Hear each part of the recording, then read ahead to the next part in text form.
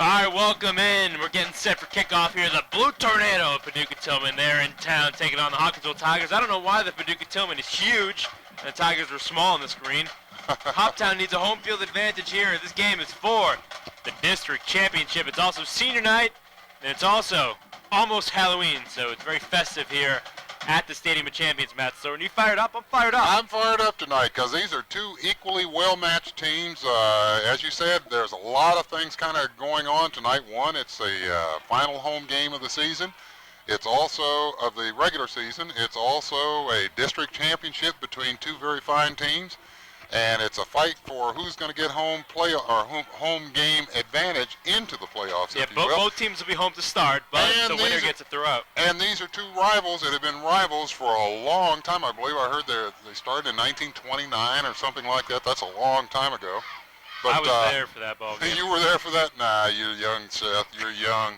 That's something you read in the history books. This is going to be an interesting game. As I said earlier in the opening credits, it looks like this is the kind of game you would expect to be a 21-17.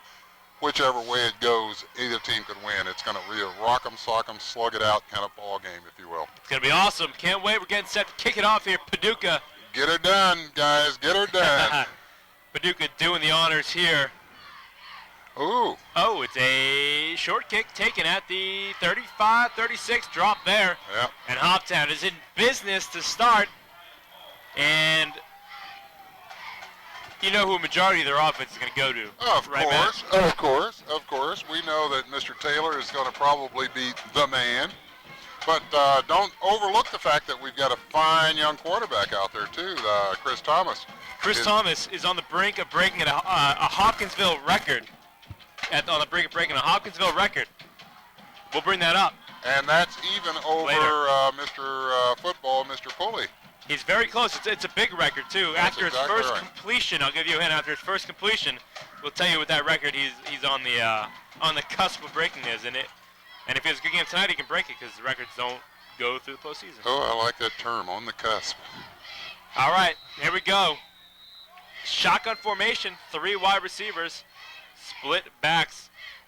Next to Chris Thomas, and he's going to hand it. Oh, he's going to fake the handoff. He's going to take it himself. Run, and fella, he's got run. plenty of room to run. There you go, first down. Plus. Chris Thomas, first down on the first play from scrimmage. We heard Paducah, very talented middle linebacker, very talented lineman, 2 incredible studs in their defense, and that anchors them on defense.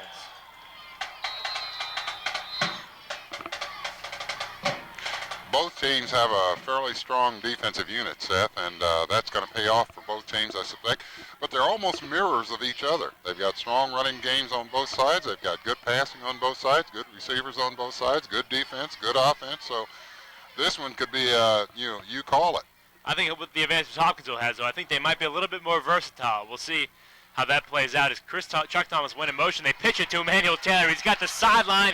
He's got 2 men to beat. He gets past one of them. And the second one drags him out of bounds. Nice tackle there by Tim Travis. Double T, stop and ET. Inside the 20. Emmanuel Taylor coming in. 1,182 rushing yards on the season, averaging 9.9 a carry. He's now up over 10 yards a carry. 13 touchdowns a game. And he's averaging 127.8 yards a game. As you know, Stud. from all season long, I've been a real big fan of this young man, especially since he's from Colorado, and you just don't find a lot of great ball players out of Colorado. Yep. Other than those that have been imported to the state. All right, they're going to fake the handoff, a little play action. Chris Thomas is rolling. Oh, and it looks like Robinette was going after it as well as Michael McClendon, and it falls harmlessly incomplete. So that incompletion, I said first completion. I want to talk about the record that Chris Thomas is on. Well, before you do that, Robinette wasn't the intended receiver there, and he actually interfered with the ball. He hit it, and that kept it from getting to the eventual intended receiver. Robinette played a little defensive back there on offense.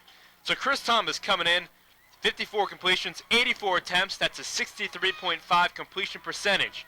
If he's up over 60% at the end of the game, that's a record. Nobody's ever completed 60% of their passes per season at Hopkinsville. And that's, I'm going to say ever, since they started taking stats about 25 years ago. Yeah. And not even Mr. Pulley. He was up like 58% last year. But you got to remember also 25 years ago and before, not much passing. Passing was not the name of the game in football. was basically, it was invented. That's right. That was a modern day thing in the late 60s, early 70s. So Chris Thomas can go down in Tiger lore tonight if he completes a majority of his passes.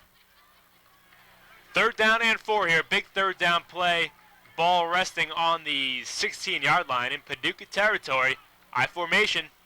Look for ET to get it, and they do hand it off to Manuel, and he gets stopped for a loss of 4 on the play. That's going to bring up 4th down and long.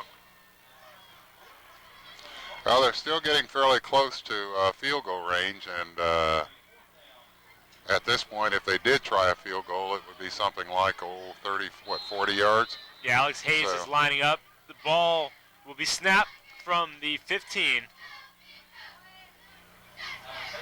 And he's going to be kicking it from the 22, so it's going to be a 32-yard field goal here. Okay, yeah. Alex Hayes, member of the district champion Hoptown boys soccer team. The snap down, kick up. And it's not going to make it. Oh, hit the crossbar on the right, and Alex Hayes misses the kick that could have put Hoptown up early.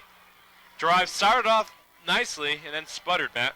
That's right. It started off real nicely. I think really the only thing that hampered that was that that incomplete pass that could easily have been completed because both those receivers were open. But I think our middle linebacker, Brandon Robinette, who plays both ways and doesn't care where he's playing, quite frankly, Brandon, I think, realized at the last minute that he wasn't supposed to be the receiver on that, or the intended receiver, and tried to take his hand down and inadvertently knocked it down and kept it from getting to the intended receiver. And that was the difference on that drive there. But the way that Emmanuel Taylor managed to move the ball in running, if I were the offensive coordinator right now, I'd be inclined to say, okay, guys, I'm going to do this till you stop me, and then I'll try something different. There we go. That's big number 46. We heard a lot about him coming into this game. Let's talk about number 46, Michael Jones. He's a junior, 6 foot, 205 pounds. Now, he's got about 800 yards rushing, as I understand, and is probably, I'm not sure that he's as quick as Emmanuel Taylor is, but he's certainly been one of their workhorses, and they're Mr. Reliable, Mr. Go-To when they needed to and when they wanted to control the ball game. You know what's funny? What's that? I'm looking at the roster here, and this was given to me by the Hopkinsville staff. This looks like maybe a little bit of their scouting report. Next to Michael Jones, it says Monster. Yeah. Well, actually, and he is a monster. That's the Monster Man, Seth, on defense. The Monster Man on defense? Yeah, the Monster Man's middle linebackers now. That's terms that really? they use. Yeah, that's terms. Well, it's true. It's good scouting. He's a monster, though. Yeah, that's football terminology anymore. Monster? You know, yeah, Monster, the Monster Man. Middle linebacker. Yeah, roving. Monster's kind of the rover. I've never heard that. You hadn't heard that term? No, not at all. No, I like it. It goes back a long way.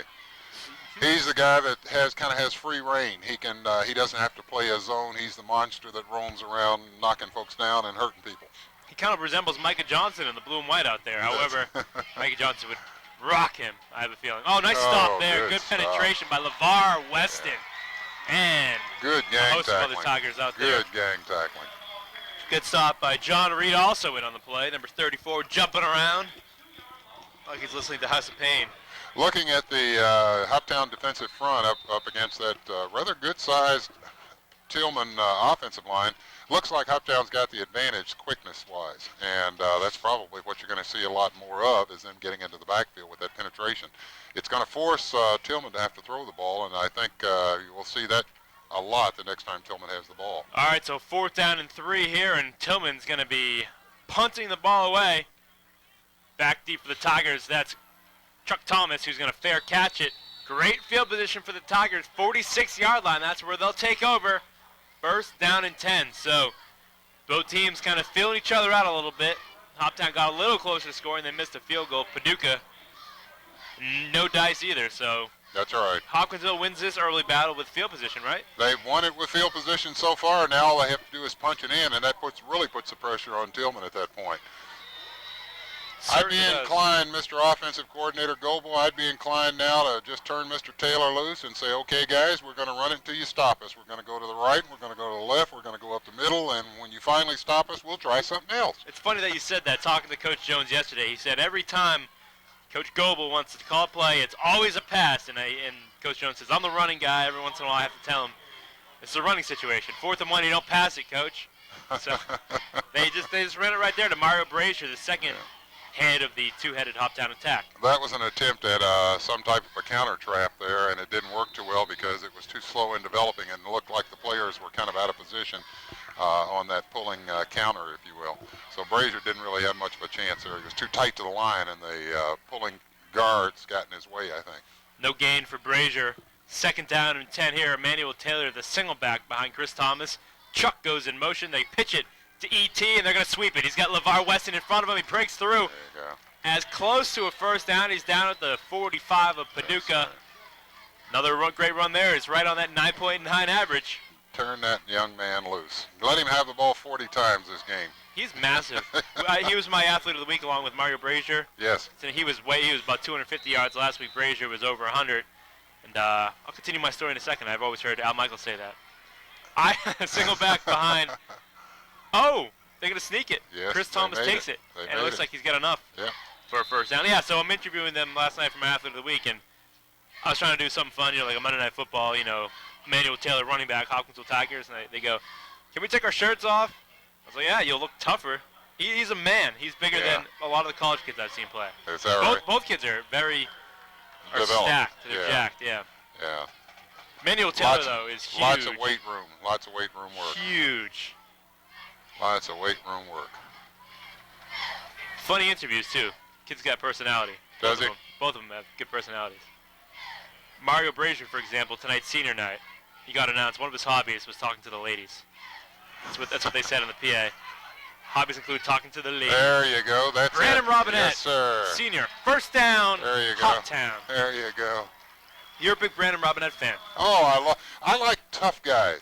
I like guys that play a lot of different positions. Brandon strikes me as one of those kids. No matter where you put him, he'd be good at it because he's got the right kind of mental attitude, the right kind of attitude. You make him a quarterback, he'll be a heck of a quarterback. You make him a running back, you make him a lineman. Doesn't matter where you put him. He's the kind of kid that every coach loves to have. As the Paducah roster would say, he's a monster. He's a monster. All right, first down and 10, deep in Paducah Tilghman territory. 25-yard line, I formation. They're going to hand it to Mario Brazier. He's got a little bit of a hole, gains about 4 before he's dropped down. Brazier's numbers coming into this game, 64 rushes for 516 yards, 7.9 average. He has 6 TDs on the season. He's averaging 56 yards a game. Interestingly enough, he has the longest touchdown run for him, 71 yards. For Emmanuel Taylor, 70 yards, so Brazier has the bragging rights for that. I think it doesn't much matter when they're getting the equal treatment. I think they both came last week, too. Yeah, they had big yardage last week. All right, I formation, they pitch it to Taylor. He had trouble handling it, now he's got no trouble running through Tilghman defenders, and E.T. goes into the end zone. Touchdown, Tigers. Wow, he just broke 3 tackles and busted right through the defense into the end zone. That's what E.T. can bring you right there. Well, I said earlier that these teams are so evenly matched that it was going to be one of those 21-17 type games, but the way Hoptown at this point is managing to move the ball, it looks like this could be a laugher for Hoptown at this point. So I'm going out on the limb early in the game right now and say, hey, fellas, Tilghman's probably going to go home a little embarrassed tonight, not just from losing the game, but losing we're poking that out. 4:38, Tilghman goes home upset. All right, the extra point is good. Alex Hayes knocks that through the uprights, and the Tigers jump out early, 7-0, 4:38 to go in the opening quarter. And we're going to take a timeout here with your Tigers leading in the district championship game by a score of 7-0. All right, welcome back. This is a replay of the last touchdown play. Break it down for me, Matt. Yeah, it looks like it's nothing more than a strong formation to the left there with that man in motion. E.T. does his thing. There's his strength that you were talking about. He ran through a couple would-be tacklers there. Goes into the end zone. Touchdown, Tigers. That's right, touchdown Tigers. Touchdown Tigers. 3 tackles and busted right. And he did break 3 tackles and busted right through the defense.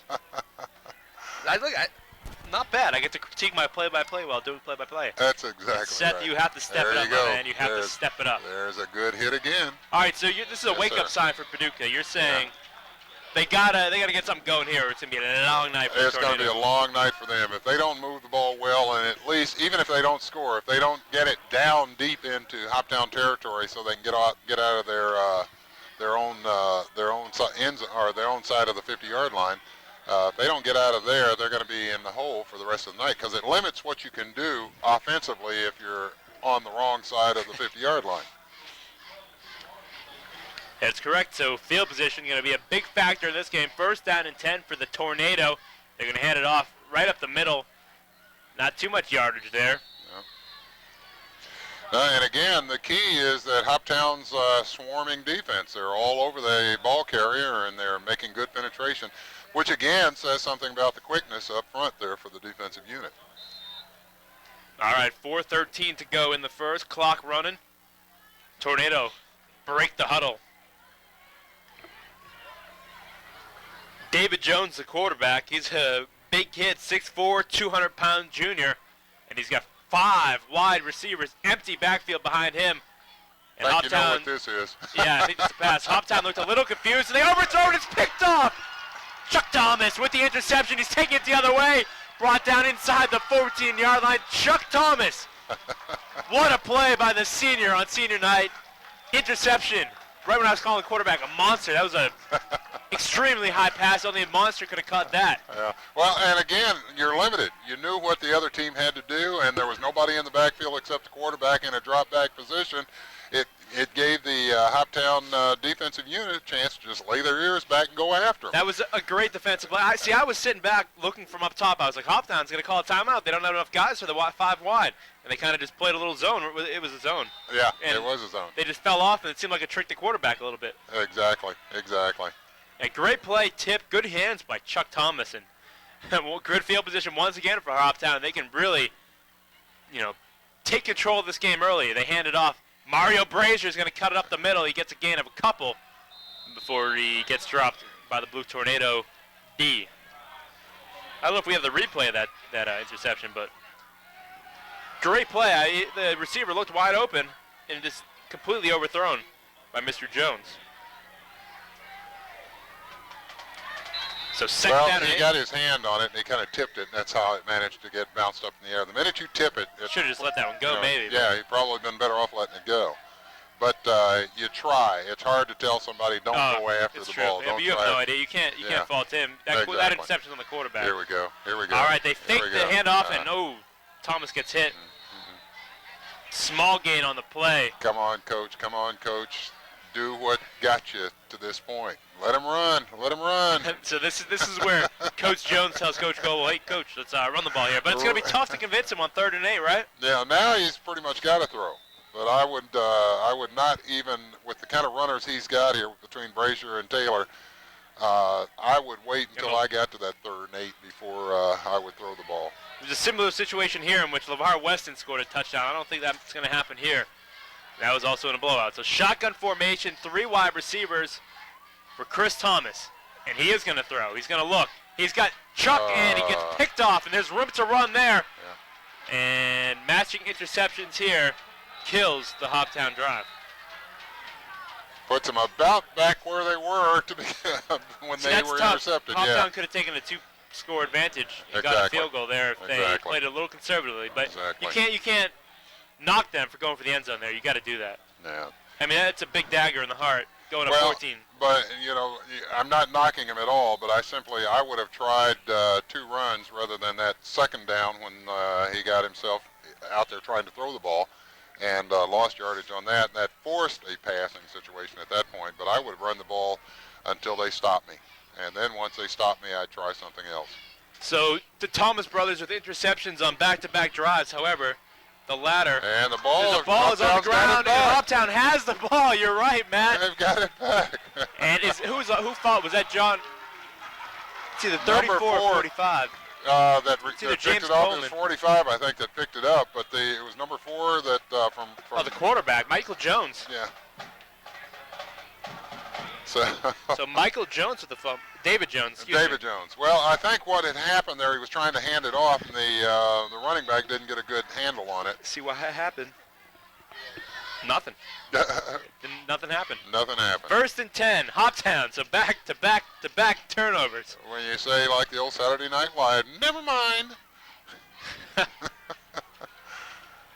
There All right, you go. they pitch There it. you go. He's got There one you man go. and he burns him. There you go.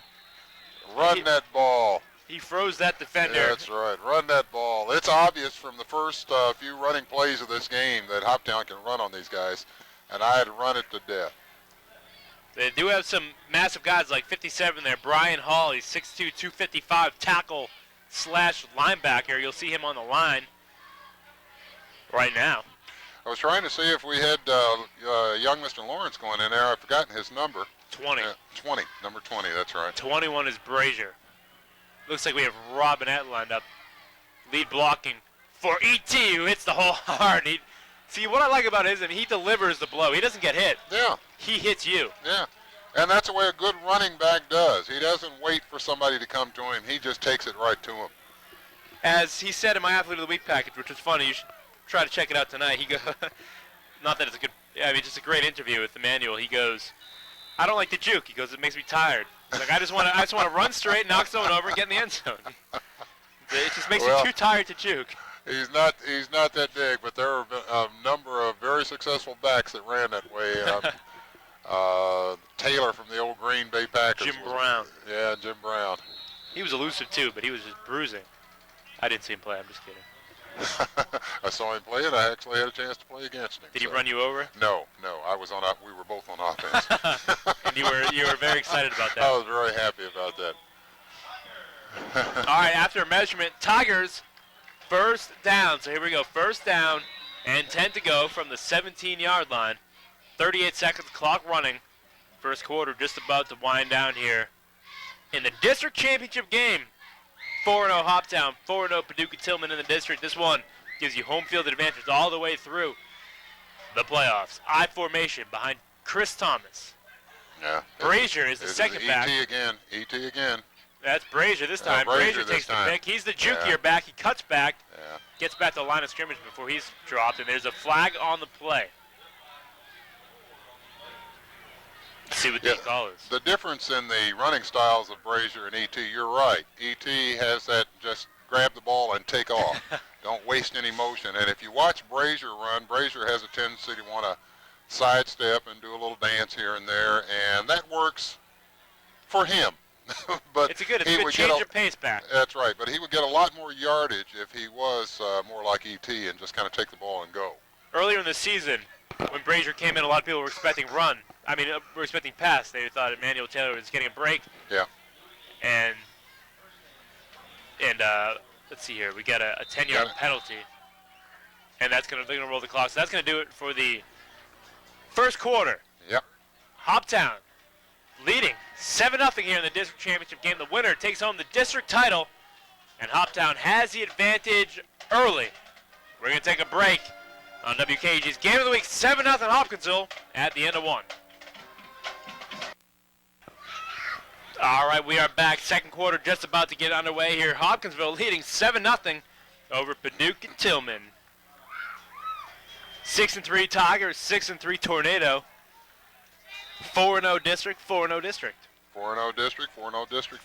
Two fine teams. And even though you can sense that Hoptown has that momentum going for them, could probably bust this thing wide open, it still could get to be a real tight game before this is over. All right, Mario Brazier was a man in motion. They pitch it to E.T. He was going to try to get to the corner, and he gets brought down. Nice tackle there. There's a flag on the play. Did he perhaps get the face mask? Yep. Or helmet? Helmet or a face mask, one of the two.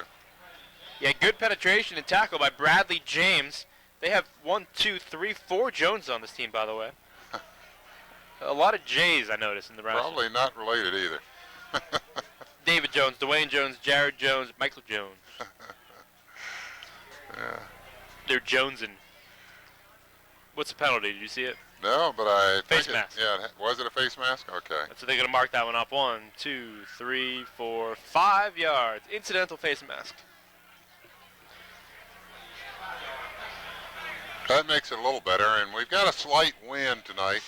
Well, it's a little breezy, but it's not a gusting wind, so it's just a nice little steady wind. It's not too cold out either. Yeah, it's really not too cold. It's cold.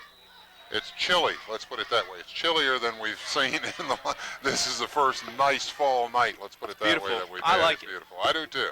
I do too. We're northern people. Yeah, yeah. But the reason I brought up the wind issue is if they wanted to try to do a field goal, they could probably do one because the wind is in their favor at this point. It's behind the back of the Hoptown team. All right, we'll leave a few downs to go. First down, 15 here. Shotgun for Chris. He's going to take it himself. Designed to run. He gets a couple before he's brought down. I think that was a play designed strictly to get him in field goal position, Seth, because with the first and 12 or 13 yards to go, Yep. opening with 14. Second and 14. Yeah, now it's second and 14. You don't run the quarterback on a play up the middle unless there's something obviously wide open there. So I think he was going up the middle to try to keep it in field goal position. All right, second down and 14 here. 1 minute into the second quarter. I formation behind Chris Thomas. We got Robinette lead blocking for Emmanuel Taylor. 3 wide receivers. Oh, and they're going to play action. They're going to roll Chris Thomas out. He's got a little bit of the corner. He gets down to the 13-yard line. So now he's got a third and manageable. Good run by Chris Thomas. Good run by him, but I still don't quite understand conceptually what they're trying to do here. With him going up the middle once and now rolling out to the right. Of course, they bring it back to the hash mark, so he's not too far off center for a kick here, but I'm not real certain I understand what he's setting up here. Yeah, I think it's a little too early to start worrying about a field goal. I don't think they might just see something in the defense. They don't want to be predictable. They're shaking up their offense a little bit. We've seen that. Their offense is never predictable, and he said there would be some wrinkles, so we haven't seen the wrinkle yet. Nope, not yet. And I'm looking forward to see what the wrinkle was. He kind of laughed. He said, we have a wrinkle. They took a timeout. Maybe they're planning to do one of those wrinkles there. So they're going to talk this one over. Coach Goebel is walking out, talking to his offense. We'll take a timeout with them. 7-0 Hoptown. You're watching WKAG's Game of the Week. All right, welcome back here. Hopkinsville talking it over on 3rd down and 7. 2 minutes into the second quarter. Big play here. Hopkinsville leading 7-0. They want to put an early dagger in the hearts of the Blue Tornado here. We're not talking one of those fake Halloween daggers. We want a real dagger in their heart. Gotta have that killer Like a Shakespeare-type dagger. Yeah. You gotta watch your backside. Yes. And they complete it to Emmanuel Taylor, who's gonna get in the end zone. Did he get in the end zone? He sure did. Yes. You can put it on the board. Oh, yes. Oh, yes. Touchdown. E.T. is second of the game. He's already run one in. Now he's got the receiving touchdown. Wow. And that little pass out into the flat was really like a long handoff. I mean, that was the same as having a running play, quite frankly. It just gave him a little bit more running room out there without having to fight the crowd up through the middle there. So that was nothing more than a long, extended handoff, that little pass out into the flat. Alex Hayes on to make it a 14-zip lead. Snap down, kicked up, and it's good. Splits the uprights. 14-0 Hoptown. This play right here shows how much Chris Thomas has matured. He was getting rushed hard by his blind side, and he had enough wherewithal to complete it to Emmanuel Taylor. Let's check out the replay as we're going to re-rack it in the chuck. Here we go. There we go. Watch him. He's already set it up by handling the ball twice before, so now he's dropping back, and he lets it go. Long handoff right there in the flat. Maybe it was set up that way. Did they kind of let the rush? That's kind of what I'm saying, and I'm now maybe beginning to kind of understand what offensive coach Goebel was doing when he let on those last 2 plays before that one. He let Chuck take one up the middle on a quarterback keeper, and then he took another one around the end to the right side on another quarterback keeper. So you get the other team, you get the defensive team thinking, hey, the quarterback's going to try to do something. Even here. if the play is not designed to stop it, exactly. The defensive players in their heads are thinking. Psychologically, you've kind of planted a seed in the defender's head. So at that point, let them come on in after you again. Looks like you're going to throw it again, and you are. But in this case, instead of throwing it downfield, you throw it right there in the flat. It's kind of like the Jimmy Dolan shake and bake. You fake right. Oh! Fake right. Oh, did he touch it? It went out of bounds, so he's lucky there. I think he touched that ball when he took that hop. He lucked out. Yeah. He hadn't. If it hadn't gone out of bounds, Hoptown could have fallen on it in the end zone for some points. 6 points to be exact. That's exactly right. 6 points. Well, instead it's on the 20-yard line. Also could have been down near the 1. So. That's right. At this point, Hoptown is looking like the superior team, and quite frankly, I thought sure that we were going to see something a whole lot more balanced in the way of Tilghman and Hoptown slugging it out with each other. Still a ways to go. Still a ways to go, but if Hoptown doesn't lose its enthusiasm and its momentum at this point, they're dominating. We saw the Mayfield game, though. The Tigers went up 21-0 before Mayfield eventually came back to take the lead, and a late touchdown by Michael McClendon sealed the deal for Hoptown. But Mayfield made the Tigers work a little bit, so it's not over yet. They're going to hand it off. Wow, maybe it is over. That's a big tackle on Michael Jones, a 6', 205-pound monster. And he gets taken down fairly easily behind the line of scrimmage, second down and long. They've done that several times to him already, so they're not fooled at all, and everybody knows what they're going to do. They're going to turn it loose with Michael Jones, if you will. They've thrown it once, and it was picked off by Chuck Thomas, so maybe a little leery to pass again is David Jones. Well, certainly out of their own end of the field, they've got to be a little bit leery because I'm not sure how good a passer Jones is, but certainly he's got to throw the ball a few times before he gets comfortable with it. All right, well, here's Jones. He's going to take off. He's a big kid. He's 6'2", 6'4", 200 pounds, and he kind of doesn't really do much. Gains it 4 yards past the original line of scrimmage. The way he was running then, he ran like he really didn't want to do this. He looked like a quarterback running, a real quarterback. Well, it's kind of like, I don't want to do this, guys. You know, somebody get open or somebody tackle me before I get running too freely out here. Certainly was not attacking. No, that was not an attacking quarterback runner. No Michael Vick out there. No Marcus Vick, if you will, either. Nope. 8:34, clock running. 3rd down and 7 here. Big third down and long here for the Blue Tornado and for the Tiger D. Jones once again. Oh, Weston coming from the backside. Big sack by LeVar Weston. Woo! Yeah, LeVar's real proud of that one.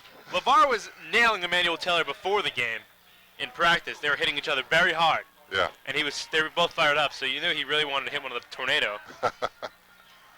He just tornadoed Jones to the ground. That bombed like the Helen Hunt movie Tornado. Twister, is that what it was? Yeah. I got to tell you a story after this. People like that movie, though. Got to tell you a story after this about guys hitting each other. Okay, I'm excited. Josh Ladson takes it inside the 50. It looks like that should have been a fair catch. Instead, he loses plenty of yardage. And he gets dropped down to the 40. If he fair caught that, it would have been... He'd had 5 more or 10 more yards of because he was upfield. Yeah, there is a flag down. What's your story about? You know, you were talking about guys that were hitting each other pre-game, getting themselves in the mood, getting themselves ready. Yep. We had a guy at Michigan State by the name of Ernie Clark, mid linebacker. He was an end, but he wound up going to the Detroit Lions as a linebacker and played there for 4 or 5 years. Ernie was the kind of guy who used to come into the locker room before the game, and he'd bang his head against the lockers. Yeah. Getting himself in a state of mind. Well, we played Minnesota, the University of Minnesota, and that was for a Big Ten kind of championship at that point in the season. They had Bobby Bell and Carl Eller and all that kind of thing. So Ernie decided he really wanted to get himself in the mood. So instead of leaving his helmet on, he goes over with his head, starts banging the locker with his head. He knocks himself out, and he didn't get to start the game because he was unconscious. So note to the young viewers out there, don't hit your head. Yeah. Especially without the helmet. Don't fire yourself up like that. That's right. 10-yard mark off on the penalty. ET takes it 2, so we're going to have the first down. And second down and 8.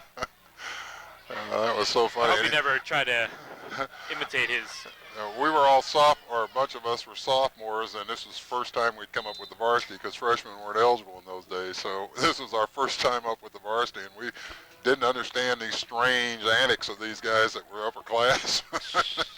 So we used to watch Ernie bang his head and say, all of us sit in the corners. I wouldn't mess with a guy who tries to hit his own head against a locker. Second down and 9. They pitch to ET. He hits. Got room. He's going to hit the hole hard. Got room. Wow. Big first down. I'm telling you, he's a monster. Yeah.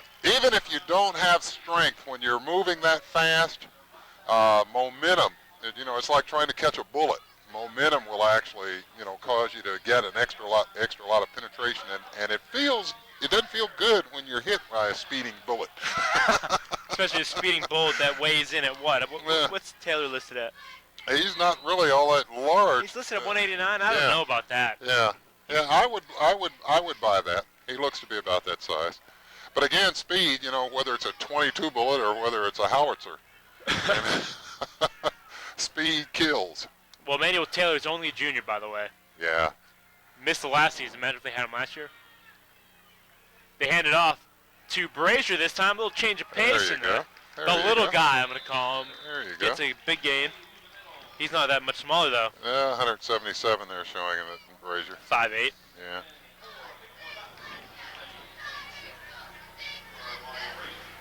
Chris Thomas on the sideline getting the play from Coach Goebel. Marcus on the field with Brandon Robinette. Second down and 4 for the Tigers. Up 14-0 already in the district championship game. Ball's on the 45.5-yard line. I formation, Robinette and Emmanuel Taylor lined up behind Thomas, and they play action. Oh, come and on. He has nobody open. He has nobody open, and he's trying to make something out of it. He does. Chris Thomas is going to use his wheels. He's got a first down and more. Inside the 30, goes out of bounds at the 29, and he's fired up. He's running through the Paducah bench, and he comes out the other side with the first down. Oh, I love it. That's a good run. He was dead as a doornail. This is high school ball at its best, folks. This is what you love to see with the young folks. You love to see it. He hasn't stopped running yet. Went through the defense, came back, got the play from coach, went out again. But it's Brazier, the one coming out of the game, and not Chris Thomas. That's all right. That's all right. First down and 10 after the amazing Michael Vick, Keith Tandy-like run. By Chris Thomas. That's all right. Formation, Robinette and Taylor again. And they hand it off to Taylor. Taylor's got another big hole and almost a first down. He gets tripped up. Let's see where they mark it. He might have the first down. If you see the speed that he hits the hole, that's one of the reasons why he gets so much yardage, is because he hits the hole so quickly, it doesn't give the defensive unit a chance to react. Yeah, you don't think because he's the big bruising. Yeah, he's doesn't juke back. He's not slow. Yeah, he's not slow. He's not really a big bruising back. Yeah, it bruises when you tackle something moving that fast or try to hit something moving that fast, but for the most part, he actually runs by the tacklers before they get a chance to set themselves. That's the real advantage of speed. Yeah, I mean, I guess he's not really built like a bruising back. He doesn't even run like one. It just happens to that speed. Happen, yeah, it's just speed. You're right. Trying to catch a bullet, babe. You don't want to get in front of it, and yet you can't stand aside and snatch it as it goes by because it's going too quickly. All right, well, right on his 9.9 a carry average, he gets the first down. He got a little over 10 on that one. So 5-14, Hopkinsville looking good and loving life right about now, up 14-0. And guess who's providing some of the good blocking for him? Mr. Robinette, right there up the middle. Robinette leads block. Oh, man, what happened? He only again a 5. What happened? Well, heck, he would have probably not gained that had Brandon not been there. Brandon got him the 5. He did give a shout out to his line, both guys, when we were talking last night. Yeah.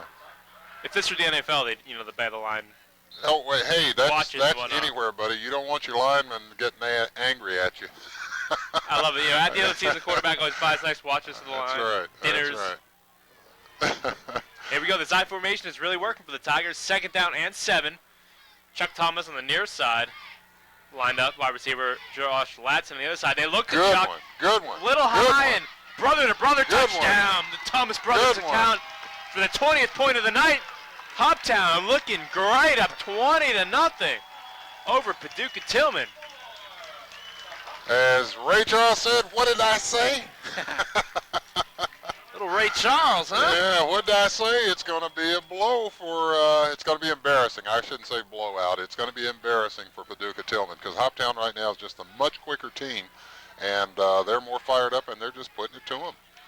And keeping them in their own end of the field. That's the big plus. It's true. Alex Hayes on to make it a 3-touchdown game. The extra point up. And it's good. 21-0. Your Tigers leading the Blue Tornado.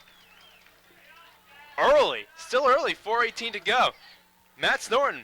Let's check out this let's see what replay. this replay is, because Taylor to Taylor. Is Thomas that what to it was? Thomas. Thomas to Thomas, I'm sorry. Yeah, that's a good one. That was strictly that play design. That was to go nowhere else except to him. There you go again, Coach Goebel. I formation. Running right up the middle. Yep. And they just line up the same formation, and they passed. Yeah, they passed on that, and that was a worthy time to do it, because you'd already beaten them up with the running game, and you just kind of said, okay, now I'm really going to give you something to think about. And they've done that. Thomas has done that already a couple of times. He's given them something to think about, one with his running. Yep. And again with that pass in the flat to Taylor. And now another pass out to the right that was designed to be just for that receiver. Yeah, impressive numbers for Chris Thomas. It's his 11th touchdown pass of the season. He's had 5 rushing touchdowns. He's up over 1,000 yards with that pass right there on the season passing. And he's up over 300 yards rushing. And his percentages should have improved, because he's completed a few at this point. Yes. Oh, they're hitting good. I love it. They're fired up. And They look at are the defense fired running up. on the field, fired That's up. right. Led by their cheerleader, Chris Thomas. I love it. I love it. Fans, you're missing a real good live game here. You should be out here. There's a good amount of fans. This is a good one. It's not completely barren. No, but this is a good one. This is the one that you should have been here to see. Well, at least they're tuning in on Saturday night, spending it with us. Yeah. Glad that you're tuning in here on WKAG3. Hope you're enjoying your pre-Halloween festivities. The handoff goes nowhere. Nowhere. Man, I love the gang tackling. They're all over the ball carrier. It's a good time. It's a good time to be part of a gang. That's exactly right. That's exactly right. After the game, no gang. No gang. But, During the game, gang. Tackle that's right. everywhere. Gang tackling. And every coach dreams of having gang tackling, because one man really is not going to bring down a good running back, just an average running back. One could, but might as well have a couple guys. Yeah, you have a couple of guys, but heck, we're seeing 4 and 5 black jerseys all around that ball carrier every time they touch the ball. All right, 2nd down and 8, gain it 2. Passing. Oh, they're gonna pitch pitch it off. again. The Pitch big again. monster linebacker. And they still And he goes not nowhere. going They're just anywhere. stacking him up. Yes, sir. Great You attack. think that defense Brandon ain't Robinette, fired up, buddy? Chris Thomas, bunch of guys out there. Spencer Warren, the senior, forces the back out of bounds. Michael Jones, 5'9". No, he's a lot bigger than that. 6 foot 205. Yeah. Spencer Warren, 6'1", 200. Warren wins that battle, even he's minus 5 pounds. This is the quickness again. I'm probably going to harp on that tonight, because Hoptown up front defensively, I didn't expect it, but they're an awful lot quicker than the Tilghman offensive line, and that's how they're making those tackles and making those stops. They're beating these linemen, or beating the blocks to the ball carrier. All right, 3rd down and long, 3rd down and 7. Jones is going to heave it out. He's got a man. He overthrows him. Way overthrowing the man. Had a couple steps. That man is Josh Ladson, he had Tim that Travis. on Josh. Ladson, he's been on the receiving end of plenty of those plays. He knows how to defend them. Not certain what happened there. Josh must have fallen asleep a little bit. Luckily, Jones with a huge overthrow. So with 2:37 left in the first half, Hopkinsville can get the ball back in pretty good field position. Chuck Thomas just beyond the 50-yard line. And Paducah takes a timeout. They're going to talk this one over. They didn't like what they saw of the Hoptown defense. I don't think they were trying to fake it. No, I don't believe so. They had 4th and 7th, so they couldn't, with an offside, they couldn't get more than 5 yards. No, they weren't trying to, no. Yeah, so I'm not sure what they were trying to do there. Maybe they were just confused. They don't know what they were trying to do. I guess that's the problem. So 21-0, the Tigers in control here. Surprisingly, everyone expected a close ball game. Still might be close, but you got to like what you see out of the Tigers so far. I love what I'm seeing so far. And, of course, the Tigers beat Tilghman last year, I think by 21-0 is the final score, if I remember right. And that was in a tough game, as I recall, or one of the – not sure if that was a championship game or not, but I think it was pretty close. Yeah, what was the last game of the year? Yeah, last game of the year. So. Hoptown won. Yeah, it was. Hoptown went undefeated. Yeah. That was, I think, Paducah's only loss. Yeah. Is that Blake Ladson down on the sideline? in the red. He played on national television last night for Western Kentucky, the #1 1AA team in this country. Unfortunately, they fell to Southern Illinois last night on ESPNU. So Southern Illinois Salukis. the Salukis. It's a greyhound-like dog, I've heard. That's right. As the punt goes out of bounds, they're scared of Chuck Thomas. I would be too. Yeah. If you studied your Egyptian mythology, the Saluki was a mute dog. Really? Yeah. I hear it has floppy ears. Yeah, made no sound. My mascot had very perky ears. Do you know what the Boston University mascot is? No, what is that? The Boston University Terriers. Oh, really? Yeah. Terriers are cute little animals. Yeah, that's what I was thinking. Just, They don't really instill fear in anyone. it's like these little peaks. Terriers are little brats. They weren't the Boston Pekingese. Nope. The Boston Chihuahuas. We were the Terriers. Terriers are cool, though. They're feisty little animals. That's right. They're feisty. Our mascot was tough. Our hockey team's tough. So is the Michigan State hockey team, though. Yeah. Chris Thomas. Oh, Chris. Juking and jiving. Ooh. Oh, dangerous pass. Picked off. That fella picked off the last one. Who is Intended that? for. Yeah. That was intended for Chuck. Picked off by Taylor Stubblefield. Yes, he picked off the last one, if I'm not mistaken. Maybe he's related to. No, that was number two, I wasn't say it? Tim Travis. Tim Travis. Yeah.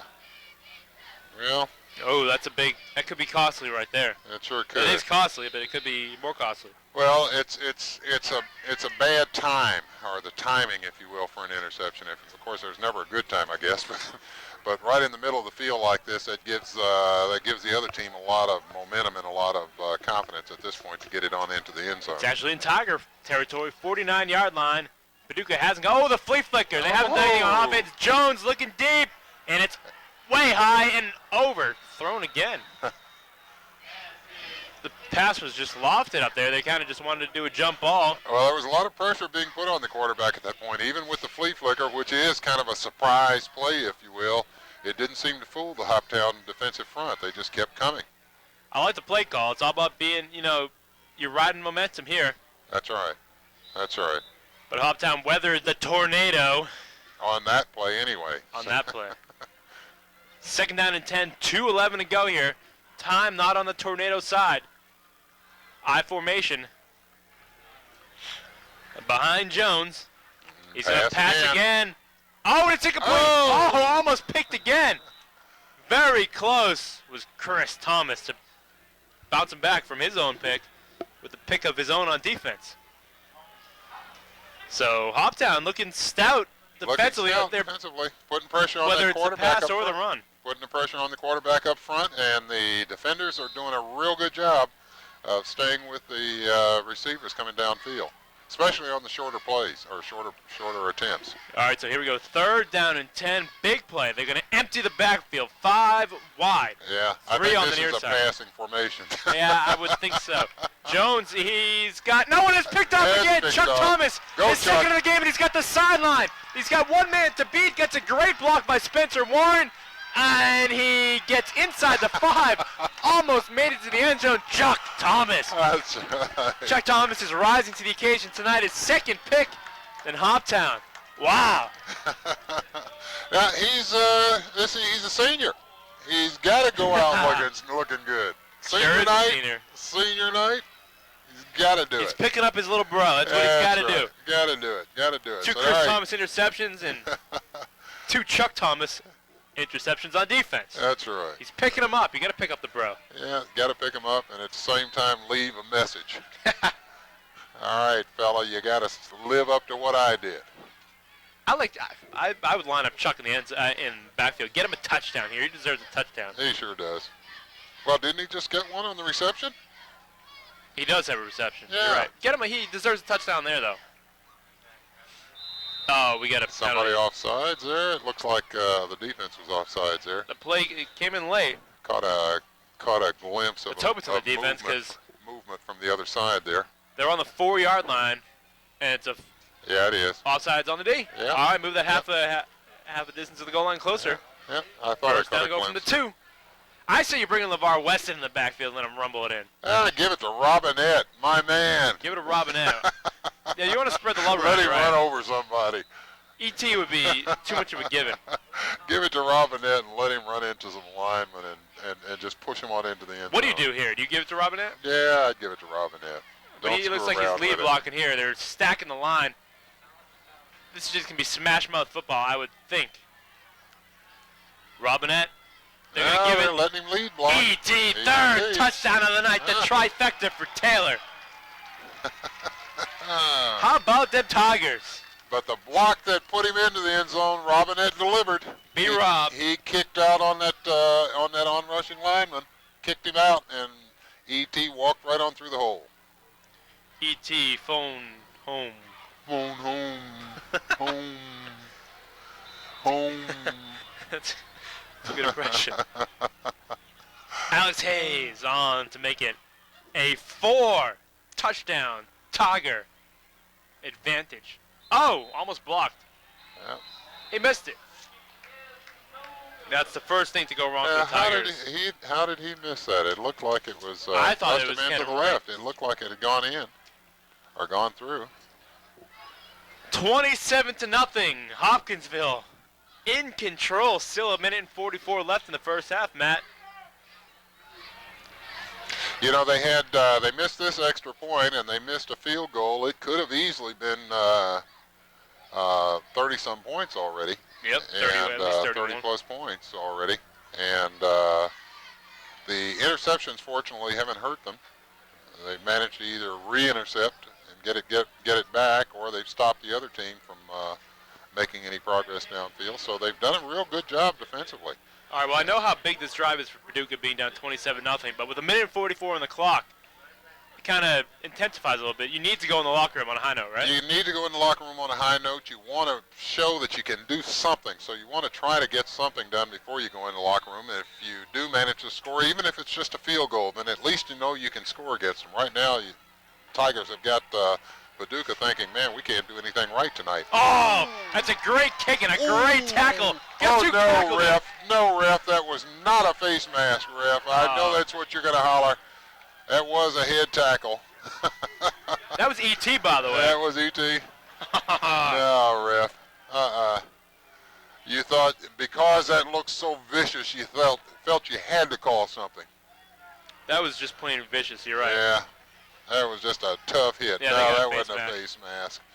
No, I saw it when he threw the flag. It's only the 5-yard variety. I hope we have a replay of that maybe. And I don't like to see an official throw the flag from behind the play. And that official that threw the flag had the players were to his back. He couldn't actually see that.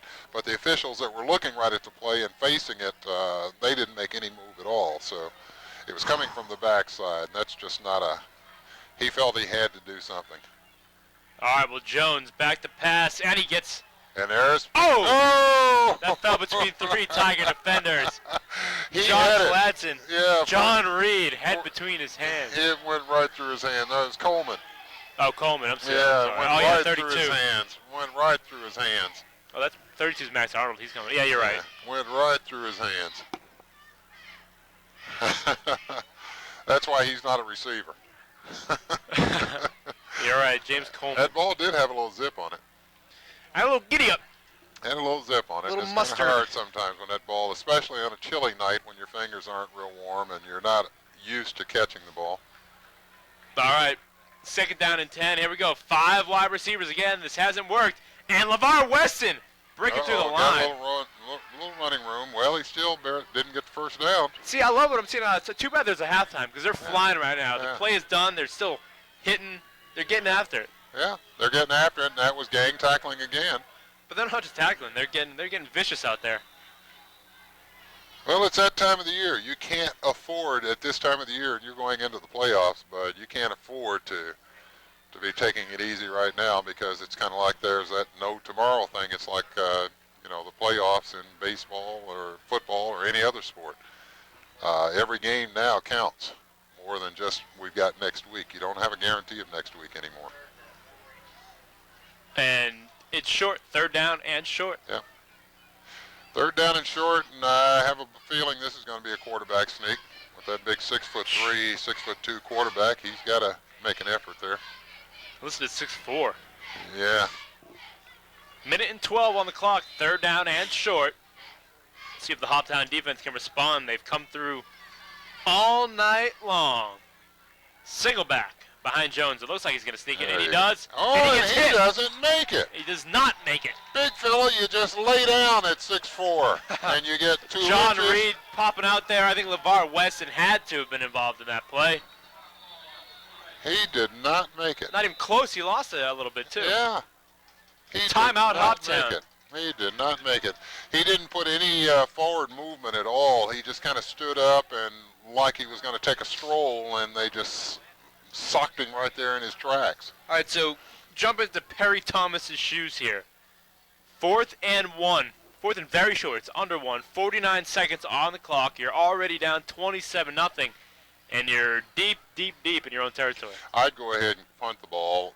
That's the conservative approach, but that way you ensure that nothing surprising happens in these last 40 seconds to Even you. if you punt it, Hoptown still has time. So they've still got time, but if you try it and don't make it, like that last play, then you've given them a 30-yard line on your own 30-yard line at that point, and it's almost a guarantee of a field goal. At least a few points. Yeah, at least a few points. So I'd go ahead and kick it out of there and make them earn it. I think they're going to go for it. Well, I don't know why. I don't know why they will. I don't know why I think they will, but. And I can understand why the Tigers took a timeout, because this could be a fake possibility here too. We saw That's right. Or they could try to pull you off sides. Graves County long faked count. one, and they're going to go for it. Yeah, they're going to go for it. You're right. They may. Oh, and he's going to take it. Yeah, he and got it Jones that time. has the first down. Yeah. That time he actually leaned forward with some momentum, as opposed to just Gutsy kind play call by Coach Thomas. I agree. You miss that when you've given it up right on your own 30. But that's what makes the game kind of interesting. It's like true-false exams in college. There ain't but one or two things you can do. Yes or no, true or false. All right, no huddle here. 40 seconds left in the half. 4 wide for Jones. And they take a timeout. Paducah Take another timeout. burns a timeout here. 35 seconds on the clock. Not looking good here. I think you're at the point where you you can't take a knee. No. You could take a knee. Well, better to take a knee and get out of here at the halftime without it being any worse than it is, than to look any more bad. I think that's from, what you do. Miscues. You're on the 31-yard line. There's 35 seconds on the clock. Yeah. You're out of timeouts. You got to build your team's spirit and enthusiasm back. Their daubers are down right now. They've been beaten up pretty bad in this first half. So you don't want to do anything that's going to make them feel even worse as they go into the locker room. So you're better off sometimes just taking a knee and saying, okay, it was a bad first half. Let's get it over with. Go in the locker room, regroup, and come on back out here and see if we can't start this all over. You know they're the kind of team that can score just like Hoptown did. They can come back from this. But it's going to be awfully difficult with Hoptown's enthusiasm at this point. All right, Jones back to pass. They're not going to take a knee, and he's going to run. He doesn't like to run, we've seen. He's going to go out of bounds. Positive yardage, but now only 25 seconds left on the clock before the half. He had excellent blocking that time. He just didn't have anybody open downfield, and that's a testament to the kind of defense that's being played downfield by this secondary of Hoptown. He doesn't seem all that adept at running. He doesn't seem like he wants to run. No, he's not a runner. He's not a runner. He's got good quarterback passing size. All right, here we go. 25 seconds on the clock. 2nd and 5. They're going to sling it up, and they got a first down. Tackle. Good tackle. Great tackling. He's still not going down, though. I should say good attack. Good gang surrounding.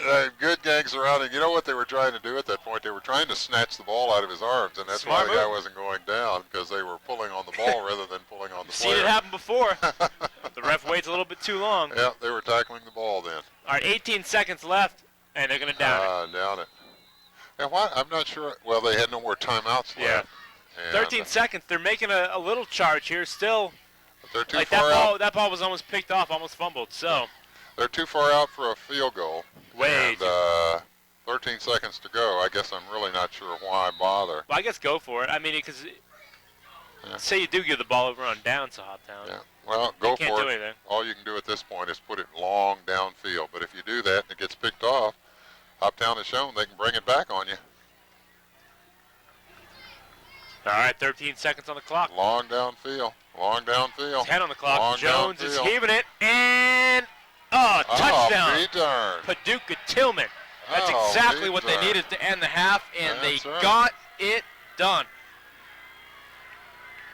DeMarcus Top hauls in the Jones pass, and all of a sudden, 27-6, Paducah on the scoreboard. That was a surprise to me. I didn't think the quarterback was that good a passer that he could go downfield long on that, especially with Hoptown knowing that he had to go long on this, the last play of the half, if you will. They knew he had to go long because he only had 13 seconds left, and he was short on. He had no more timeouts. All right, they're going to attempt the extra point to get it within 20 points with 4 seconds on the clock till the half. Snap down, ball up. And it's no good. So 27-6. Both kickers have missed an extra point in this one. So Hoptown still sitting pretty, 27-6.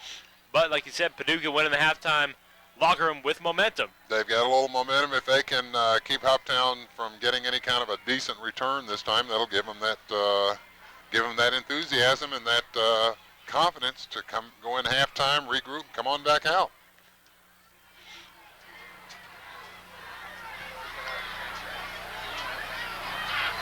So Hopkinsville can get a good kickoff return here and maybe take it to the house. We've seen crazier things happen, especially with Hoptown and kickoff returns, especially that Christian County game. After that Keith Tandy demoralizing 70-yard touchdown scamper, Manuel Taylor came right back, returned the touchdown 90. But even if they can get a good 40 or 50-yard return here, that still helps to let Tilghman know we've got a problem on our hands, folks. You know, if you can get a good, decent return. Now, if Tilghman comes down and stops them almost in their tracks, it's kind of like that's okay. The momentum starts to swing at that point. We got one more shot here for Hoptown to smack them around a little bit, and that's what they want to do, right? That's exactly right. Send them a message.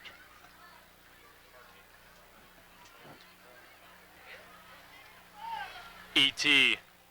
is the deep man. Oh, that's Chuck Thomas. I'm sorry, Chuck. Another massive body inside the 15. He's trying to gauge which way they're going to kick it. And they're probably going to kick it on the ground.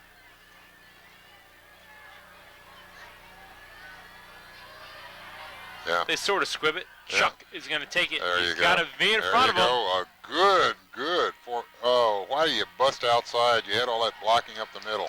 What are And you he doing? does bust out, taken down. He's a little frustrated, but hey, it's all good. It's 27-6, Hoptown at the half. They're leading the big district championship game by that score, 27-6. We're going to take a timeout. We're going to have Matt Stoughton jump on and break this one down for you. You're watching WKAG's Game of the Week. Welcome back to halftime here at the Stadium of Champions. Paducah Tilghman, the Blue Tornado in town. They're trailing Hopkinsville 27-6 here with the district championship on the line. The Hopkinsville Tigers faithful in attendance. Let's run through the scoring. In this one, Emmanuel Taylor got the offense going. He ran it in from 20 yards out to give the Tigers a 7-0 lead. That was E.T.'s 14th touchdown of the game of the season, and he wasn't done. Second quarter, Chris Thomas hit E.T. through the air, 14-0, his 15th touchdown of the season. And Hoptown made it 21-0 when Chris hooked up with his brother Chuck, 16 yards through the air, made it a 3-touchdown advantage, and it was a 4-touchdown advantage when E.T. got his third TD of the game here, and third TD of the first half, making it 27-0. Then this play here, under a minute to go in the half, Paducah Tilghman trying to get on the board. And this is what they do. Jones, he's going to find his man DeMarcus Top. This is the best play they had all half. And a little demoralizing for the Tigers. And Paducah Tilghman heads into the locker room with a little bit of momentum. And there's some people in the field. What are they doing? It's the halftime show, Joe. Oh, okay. Seth. It looks like Thriller. Are we doing Thriller? I think it's Thriller. We thought this was one of those alien movies where everybody was wiped out on the field. That's good. I see dead people. That's right. The people in the truck see dead people. It All right. is Halloween after all here, Seth. It is. Oh, they're doing Thriller. Yeah, they're doing it. Atta girls. All right, we're going to take a timeout. We'll be right back with Matt Thornton's reaction to the first half and his reaction to the Thriller performance at halftime. All right, we're getting set for the second half kickoff here. Hopkinsville on top 27-6 over Paducah Tilghman. They were shutting them out until that last play in which, through the air, the Blue Tornado went 50 yards for a touchdown but missed the extra point. So, 27-6, the Tigers in control of this one. They basically control their own destiny for the district championship right here. That's exactly right. But the way Hoptown's been playing through this first half with a lot of enthusiasm and a whole lot more speed than I realized they had vis-a-vis this Tilghman team, if they can maintain the same kind of momentum going into this half, we should see another 15 or 20 points on the board for Hoptown. There's the kickoff. There it is, and we're underway. Yep. Not much going for Paducah. Yep. They did take a little momentum into the locker room. I'm interested to see how they come out of the locker room. And there again, starting on that kickoff, Hoptown had 4 guys in on that tackle, so that's that consistent gang tackling, and that makes a big difference on a football team. You don't give a guy much chance to build any kind of momentum when you've got that many guys surrounding him at that point. And starting off on defense this way, here's Hoptown's chance to send a message. They can definitely send a message. No matter what Paducah said in the locker room, Hoptown can. They had their own talk in the locker room. I'm sure that Paducah probably is going to come up with some different plays or something different here. They're opening with passing again. Yeah, they like go. that. There we go. They like that. Little curl route. Ooh, nice little move, but Yeah, he got stuck good. And again, he certainly 3 was men. stuck to Chuck Thomas. Yeah, 3 men hit him at once. In fact, they're trying to get him up. That's DeMarcus Top.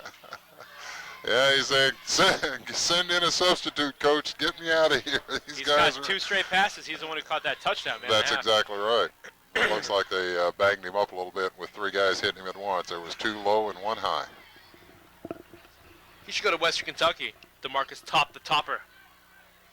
Well, they picked up about 8 yards on that one, so they've got a 2nd and 2nd. So that's good first start for them, but they're still in their own territory. And here we are in that passing formation again. I guess they've decided they're going to pass the ball. Oh, or that's what they want you to no. think. Jones, who didn't like running in the first half, does it this time, and he's got a first down. So to Tilghman, who didn't get their first down until late in the first half, gets a first down early in the second half here, and they look good at the start. That was definitely a passing formation. There was nobody in the backfield with him, and everybody was spread out and split out. And that's the only other thing he could have done was just take the ball and run up the middle. And that's kind of surprising that Hoptown didn't stop him on that one. Because he's not really a hard runner. He's not really a strong runner. He kind of squats when he runs, and that's... oh, snap. Ball down and still down. And Jones falls on it. Yep. All the Hoptown guys thought another man had it. Well, it was actually a break for Hoptown that time because looking downfield, there were 2 receivers who had already beaten their men downfield, and had he managed to get that ball cleanly, he might have had a good shot at completing one long on him down the field. It looks like they've decided that with that last play of the first half and scoring that long touchdown, it looks like they've decided, well, guys, we're going to throw the ball because they're making no progress running the ball with even with that good fine back that they've got. All right, shotgun formation. 2nd down, 17 to go. The snap caught to them. Oh, coming off the side. Great penetration by John Reed. You know, I keep looking at the slot back facing us here on this side of the field, and he's been open the last 2 or 3 times. What he's doing is just simply going out there, sending the outside receiver or the X-man, they're sending him down the field long, and that looks like who the quarterback wants to go to, but this guy is snapping it off with a little out pattern underneath, and he's been open both times, wide open, I mean. And an easy 10 yards there, but looks like they want to go long on this and try to beat Hoptown on the long passes. Yeah, they're lined up that way. 3rd down, 17. They have to go long for a first down watch the slot here. man. Well, he goes long this time. A lot of time, and he heaves it downfield. A lot of Tigers there. Tipped, and they got it. off. Picked it off. Interception by James Coleman. Big play, number 1. No, not number 1, number 45. 45, yeah. Josh Latson's number 1. You know, that's the kind of play that a lot of defensive secondary coaches, they work on that tip drill all the time. That's a constant thing. Bounce it up in the air, bounce it up in the air, somebody get it, and usually that third tip is when you pick it off. James Coleman, third interception for Hoptown on the night. The defense, they're bringing it. They came to play tonight. Yeah, it looks to me if Tilghman would actually try to go with more 10-yard passes rather than those long downfield passes, they'd probably have a better chance of loosening Hoptown up. But at this point, Hoptown, I've got to believe, since they've gone long so many times, they may be softening them up for the run or softening them up for the shorter plays. But at this point, Hoptown is not fooled anymore. All right, Hoptown hands it off to Emmanuel Taylor, who breaks one tackle, almost to lose the second tackle. So this is a position in which Hoptown can really hammer the ball down Paducah's throat, kill some time, and hopefully get some points on the board. That's right. Ball control is real important at this point. And in fact, Taylor had some big yards then. He had a shoestringer on him that time. Somebody grabbed his shoestrings and pulled him down with that, just tripped him up, really. They didn't really pull him down, they just tripped him up. Second down, 5 to go, clock running, 9 minutes to go here. We're in the third quarter. Hopkinsville leading 27-6. Chris Thomas marching around behind the line of scrimmage. I formation that worked so well for Hoptown in the first half. They're back at it in the second half. And Thomas is going to take it himself up the middle. And he gets close to a first down, a couple yards short. Interesting play call there, Matt. It really was, but he's done that before and then come back with a short pass the last time to his brother for a touchdown. That was in the early in the that's second when he half. hit Emmanuel, yeah. That's exactly right. He ran this same what am I looking for? He ran this same kind of series or sequence, if you will, so far. All right, well, it's 3rd and 1, so I assume they're going to try to pound it here. They're going to bring out the chains. And we got a measurement coming up. They just short by a few inches there. Or are they?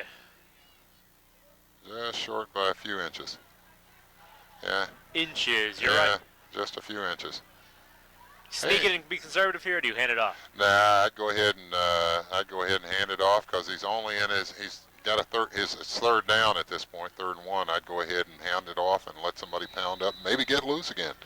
Taylor with that with that speed of his, with that average 9.9 yards a carry. Speeding bullet doesn't take much. He's off that mark so quickly, and you hand him the ball, and he's by the defender before the defender knows what's going on. Oh, they do sneak it. Yeah, they snuck it. Quick snap. Good. They did that earlier in the game, and I was a little worried that they may be off the mark too fast and get a offside called on them. It was close. It was close both times that they've done this. Big first down there.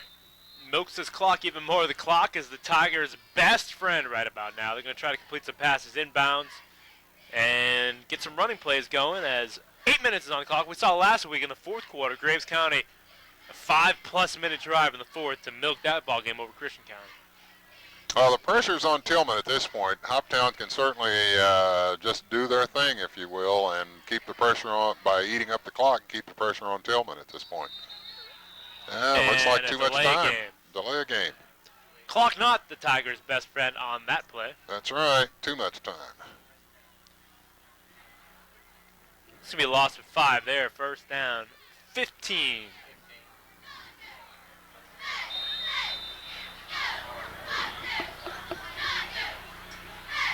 Looked like Thomas might have been audibling there. I don't know. I'm not sure he was audibling as much as sometimes now they come up and they just call one play and then he looks at what he's got up there and then he calls a bunch. It's an audible, I guess. Oh, they drew. Offside. There you go. Get that 5 yards back unless Hoptown drew him off. No, they didn't. I didn't see any movement at Hoptown. And you're right, offsides. So they've liked this I formation with Brandon and Robinette lead blocking for Emmanuel Taylor.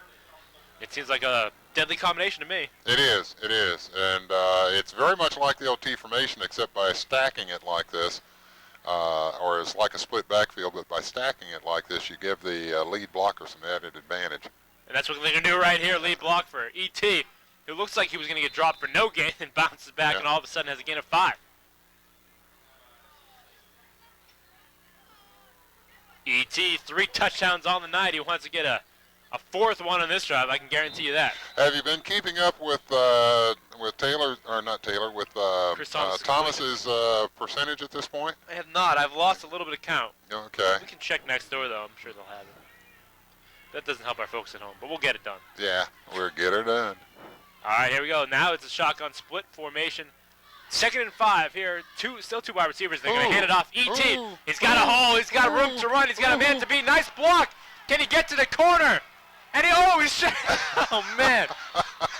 Dragging blockers like it's a lobster trap in the ocean. That's not a good analogy here. Yeah. The guy just slid off, and E.T. almost ran out of his grasp, and the guy, as he slid down E.T.'s body, finally grabbed the foot, that right ankle, at the very last moment. Billy Lawrence in the backfield, checking in number 20. Hey! An emotional senior night for him tonight. Very emotional. Here's a guy who had spent his whole life and career in New Orleans, and all of a sudden is in his senior year as a football player and one of the better players out of Louisiana. He finds himself, because of circumstances, and that Hurricane Katrina, finds himself starting a whole new life all over again. All right, looks like they're going to pass here. Instead, they hand it off Mario Brazier. He comes in. Earlier in the season, you might think automatic pass, Brazier's in, but nope. Yep. Coach Goebel says, we're going to give it to the... And Billy Lawrence laid a block on that big defensive tackle coming through the line. In fact, it was kind of funny because what Taylor did was just simply, I was watching him on that one, and he wasn't able to get low enough to get under the guy because the guy was coming in low, so he just laid over the top of him and held him down. The reason Billy Lawrence is in, Brandon Robinette is on the sideline, a little shaken up. Ah. Yeah, I was wondering, Billy Lawrence, a linebacker by nature, he has that killer instinct to be a lead blocking fullback. He also has a running back background. Robinette just looks a little shaken up, trying to get some cobwebs out of his head. They're going to hand it off. Emmanuel Taylor breaks through the line, gets into the secondary. He's got a first down. Yep. A touching moment. When they were announcing the seniors, each kid had a chance, that was announced to thank certain people. Everyone, thanked their parents and whatnot. But Billy Lawrence thanked the Tiger community for letting him, for welcoming in so, welcoming in so nice. So. Very touching. Very touching. He's been welcomed, and everyone has a sensitivity. It's what's so great about this community. Everyone instantly had a sensitivity for the plight that this young man has been through and his family. So welcome to Hoptown. Yeah, definitely. He certainly wasn't the only one affected, but that's right. One of the few in this community, and they're certainly reaching out and helping him as much as they can. They're going to hand it off to Brazier now, who breaks a couple tackles. So that was 1st and goal from the 5. See if Robinette checks back in. They'd like to have him here on the goal line. E.T.'s checking in. Yep. And we'll see if Brazier's coming out. Mario Brazier. Hobby talking to ladies. That's what he says. Okay. Second down and goal from the 5. Shotgun. 4 wide receivers from Mr. Thomas. He's got his buddy E.T. in the back line. Takes it up the middle. Yes. Touchdown, Tigers. Thomas finds the end zone. Oh, I'm happy for these seniors especially. I'm very happy for them. See them doing so well on a night like this. Oh, it's great. Yeah, it's great. It's great. A lot of people coming into this season thought the Tigers were going to have a little bit of an off year. No Curtis Pulley. No more Coach Clayton. That's right. New head coach. No more Curtis Pulley, but Coach Jones has grown with the team over the course of the season, and they've improved every week, and they're just getting better and better and better. They really have improved all the way. I mean, that's all that matters. I talked to him on Wednesday, and he said this is your typical Hoptown schedule. Start off hard, get beat up a little bit by some dominant teams, and then just come into your own in the district. Last year they had Pulley. They didn't really get beat up by any of those teams, but this year they've won 4 in a row. That's right, and they've got a lot to build on for next year. They certainly do. Check out this replay here. Second down and goal from the 5. Matt? Not much that has to be said about this. He just simply takes the ball and says, okay, block for me, guys, and he managed to get it into the end zone there and just got across, but it doesn't matter whether you just got across or whether you got across standing up. It's still 6 points. And now a 7th point with the extra point, so looks like Hoptown's picking up where they left off in that first half. It's a good sign. Certainly is the big interception on Paducah's first drive and the Blue Tornado. I would have never believed this team was so evenly matched on paper anyway. I would have never believed that Hoptown would have been able to be as dominant as they are, but after watching them now, I see Hoptown is much quicker, and its speed is making the difference right here. That's why they don't play the games on paper, Matt. That's right. Too many paper cuts. Too many paper cuts. Well, and the old thing, speed kills, and it really does. It's true. So I'd love Hoptown to just send a message here. We've been talking about messages all night. They got the big lead. Now their defense has to continue to knock the Blue Tornado around. Oh, two-man fighting over the ball. That's right. You left a hole there, guys. Oh, big hole. One man to beat. You left a hole. And Alex Hayes, the kicker, is not going to get him. So instead of Hopkinsville sending the message, it's going to be Paducah Tilghman. Big time kickoff return by Javonta Rouse. Yeah, you could see that one coming. All the guys went to one side, and the ball carrier came back the other direction and left everybody in a crowd over on the other side of the field. You could see it opening up. Well, they were fighting over who got that ball. It looks like they made the right decision. Javonta Rouse got in the end zone. What was that name again? You know, I always look for good football names. Yeah, that's not a good football name. That ain't one of the good football names. Looks like they're going for deuce here, as they missed an extra point earlier. It's 34-12 right now. And some personnel difficulties for Paducah. They're finally set. 10 seconds on the play clock here as they're trying to convert. The 2-point conversion, I formation behind Jones. They're going to pass it, and it's picked off. They can return this one, right? No, they can't. No. Not in high school. Nope. That's Michael McClendon, the big tight end, who got the ball. That looked like they were looking for Paducah's tight end. Well, you know, at this point, it could have been 14 points for Paducah, but Hoptown is still up 34-12 at this point, so that's still a good lead. But I don't like some of the breakdown that gives Paducah. There's the replay. Yeah, watch this. Watch how all the Hoptown Tigers are all at the top of your screen there. Oh, yeah. Right through the arms. Yeah, right through the arms.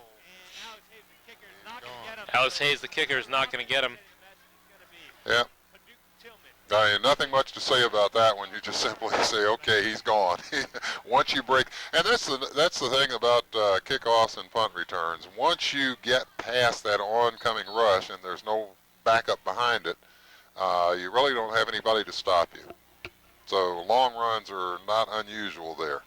Who's that we're looking at on the sidelines? Chris Thomas. Chris Thomas. Looks like the coach is having a little word or two with Chris. Coach Ardell Owens. Yeah, that's probably. In fact, he may have been talking. Chris may have been in on the on that kickoff team, and that's why he's having a little conversation with him there.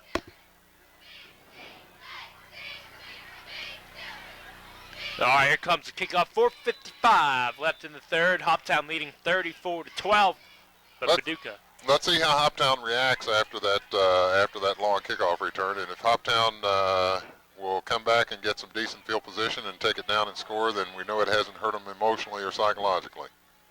Wouldn't doubt it one bit if they return this one, but they're going to fair catch it. Fair catch it. Good call there. That makes sense. Good call. Great call by Darren Downs. All right, we're going to take a break. Hoptown on top, 34-12 here in the district championship bowl game.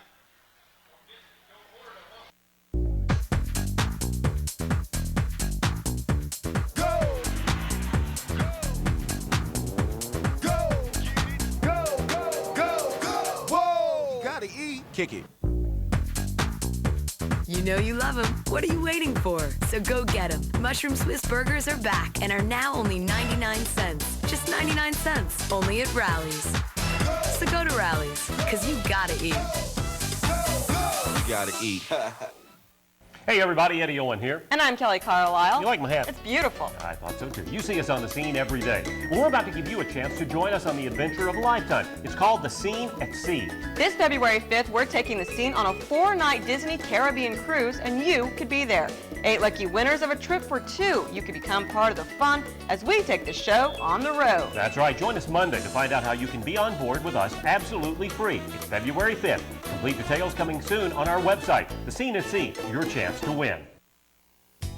When you or someone special needs a refreshed and rejuvenated feeling for the body and mind, visit the spa located at 929 Skyline Drive. We specialize in massage therapies, spa body services, and custom skincare. Enjoy that pampered feeling that you don't always get at home. Gift certificates also available. Go on, you know you deserve to visit the spa today. Skyline Housing in Hopkinsville wants to put you in a new home today. We have a perfect home for you, a Fleetwood Champion home with a large kitchen. We also sell Cook storage buildings at a great rent-to-own offer. Need a truck to move into your new home? We rent budget trucks for local or one-way. Located at the intersection of 41A and the Bypass in Hopkinsville, we're open 7 days a week for your benefit. Give us a call at 1-800-995-0104 today. With over 53 years of mobile home experience, we're waiting to serve you at Skyline Housing. All right, we are back. The Tigers on top of the Tornado. 34-12 here. This one's for the district championship. Hopkinsville in the driver's seat. And we got a timeout on the field. Coach Goebel wants to talk this one over. Big possession for the Tigers as Paducah just ran back the previous kickoff. And Hoptown wants to get back on the scoreboard as quick as they can. Quick as they can and try to keep Tilghman from scoring. You gotta, as you get into playoffs especially, you gotta be consistent. You gotta have that killer instinct, that intensity that keeps you from making those lapses, the mental lapses or the mistakes.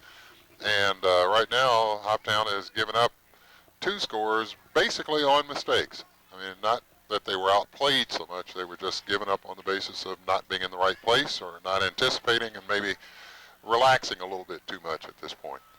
So, going into the playoffs, you can't let that happen. Certainly not. 4:54 on the clock. They'd also like an extended drive, I would assume. Time is their ally. That's right. It looks like a passing formation, though. It could be a run game. Yeah, it's passing formation. That's the same one they scored on. Chris Thomas to Josh Latson. Yep. That's the same play they scored on when Thomas threw to his brother earlier in the game in the first half. Thomas coming up a little lane. Latson already battling a sore ankle, but he's a trooper. Yeah, you can see him limping just slightly. Looks like that left ankle. He's got... Speaking of ankles, Emmanuel Taylor removes a brace. Looks like one from his knee. A little tender there. Yeah, most ball players don't like, especially if you're one of the offensive players on either a receiver or a running back, don't like those braces. They tend to be annoying. I don't know what's going on over here. Is there a player down that we don't see? Yeah, there is. Yeah, sure is. Good work, Clint. Sure is. A Tornado player on the Tiger sideline. Yeah, we couldn't see him because of the Tigers that were crowded around him there. He's right on the sideline. Just roll him out of here.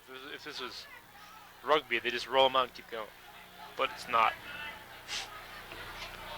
Well, I'm trying to figure out what that one might be. They don't look like they're working on him. They just simply look like they're trying to give him a chance. Maybe another cramp or something. But it's kind of hard to imagine cramps as cool as it is.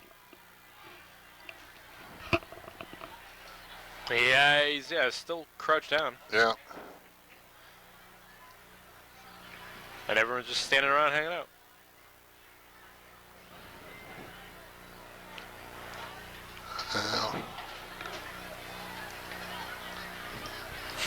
Well, it's 4 minutes to go in the third quarter. 4:40 to go. 4:40 to go. You know, almost 5 minutes, or just short of 5 minutes. So 4 minutes to go in the first quarter. Maybe they're trying to get an extra blow. But I don't see the coach talking to any of the players, so no strategy. Not on the Paducah side. No Coach strategy. Goebel's talking to Chris. Yep. On this side. But no strategy being discussed with by the Paducah coaches with any of the Paducah players. So this would be a good time for that to happen. Send your linebacker over and have some conversations, but they're not doing that. So yeah, the guy looks like he may be hurting a little bit. Yeah, I would assume he's hurting. He hasn't moved in a while. No. That's the first thing the trainers now are taught to do with players that go down. You know, keep the movement to a minimum, because very often they can get a serious injury if they're thrashing around and they've got some kind of a spinal or a back or a knee injury. Thrashing around a little bit causes the damage to be a little bit worse. So trainers now are taught to kind of, hey, keep them as calm and as still as you possibly can. Yeah, it's an interesting formation he's in, and the trainers don't look like they're doing anything. They're just standing around watching him. Yeah. I've never seen anyone curled up in a ball like that on his hands and knees.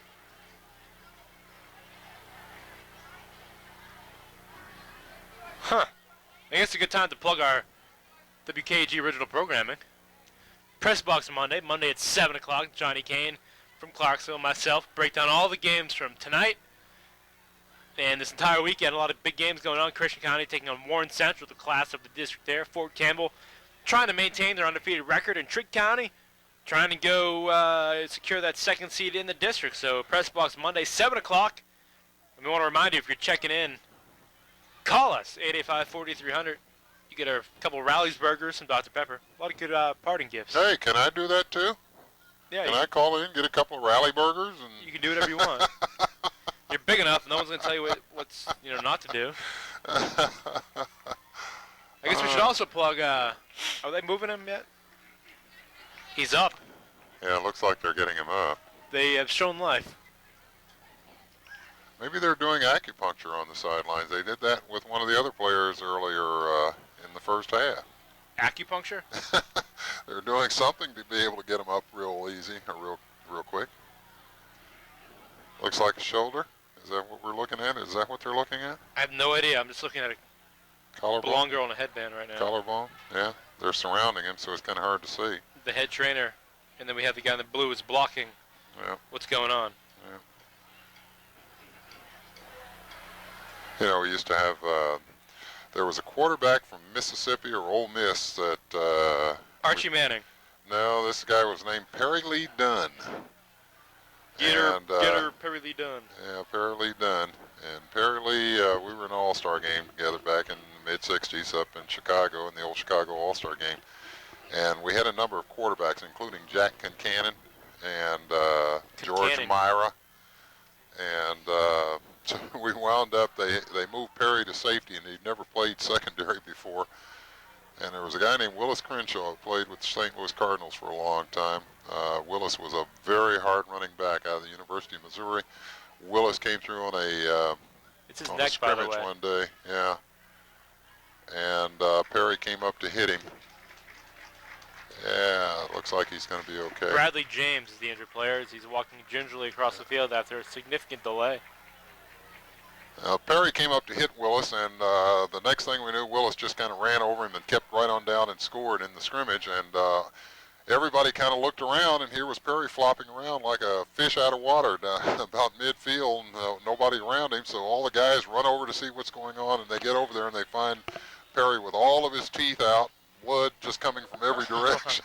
And you see these big monsters who normally are big tough guys all of a sudden turn around and go running to the sidelines because nobody wanted to look at it. Oh my God. But he was swallowing his tongue, and the trainer had to come over. And when I said all of his teeth were out, not quite all of his teeth were out, but he was swallowing his tongue, and the trainer took his scissors and started knocking the rest of his teeth out.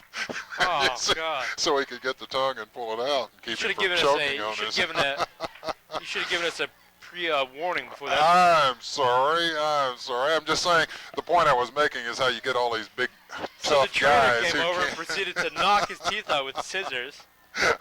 That's a good punchline, Matt. Yeah. But the players all started running. All these big, tough guys started running. They didn't want to see that. Please tell me Perry Lee survived. Yeah, he did. In fact, that was the only way he did survive. Good move. Good running. Sure is. But that was a lengthy delay. Kind of iced us a little bit up here. And started us talking about all kind of stuff that... Hopefully the players on the sideline weren't iced. All right, second down here for the Tigers. Let's get back in it here. They are in it. Let's keep it going. Second down and 8 here. 4 minutes to go here in the third quarter. Shotgun. Split backfield. 2 wide receivers. They've been doing this all night. They sling it out. Thomas to Thomas. A nice gainer on second down, and we're going to have third down and short. Ball comes out, but still Hoptown ball. I don't know if you've noticed, a lot of times, before the play is even completed, Chris Thomas will run to the sideline and talk to coach and get the next play. Have you noticed that? Yeah, I've been noticing that, and in fact, I noticed it with Tandy over at County. And to me, of course, in Tandy's case, because he runs the ball so much as well as throwing the ball, that's a lot of extra running that he gets in the course of a game vis-a-vis the rest of the players. But he's been running over. He fumbled that one. Sure did. The ball live on the ground. Yeah.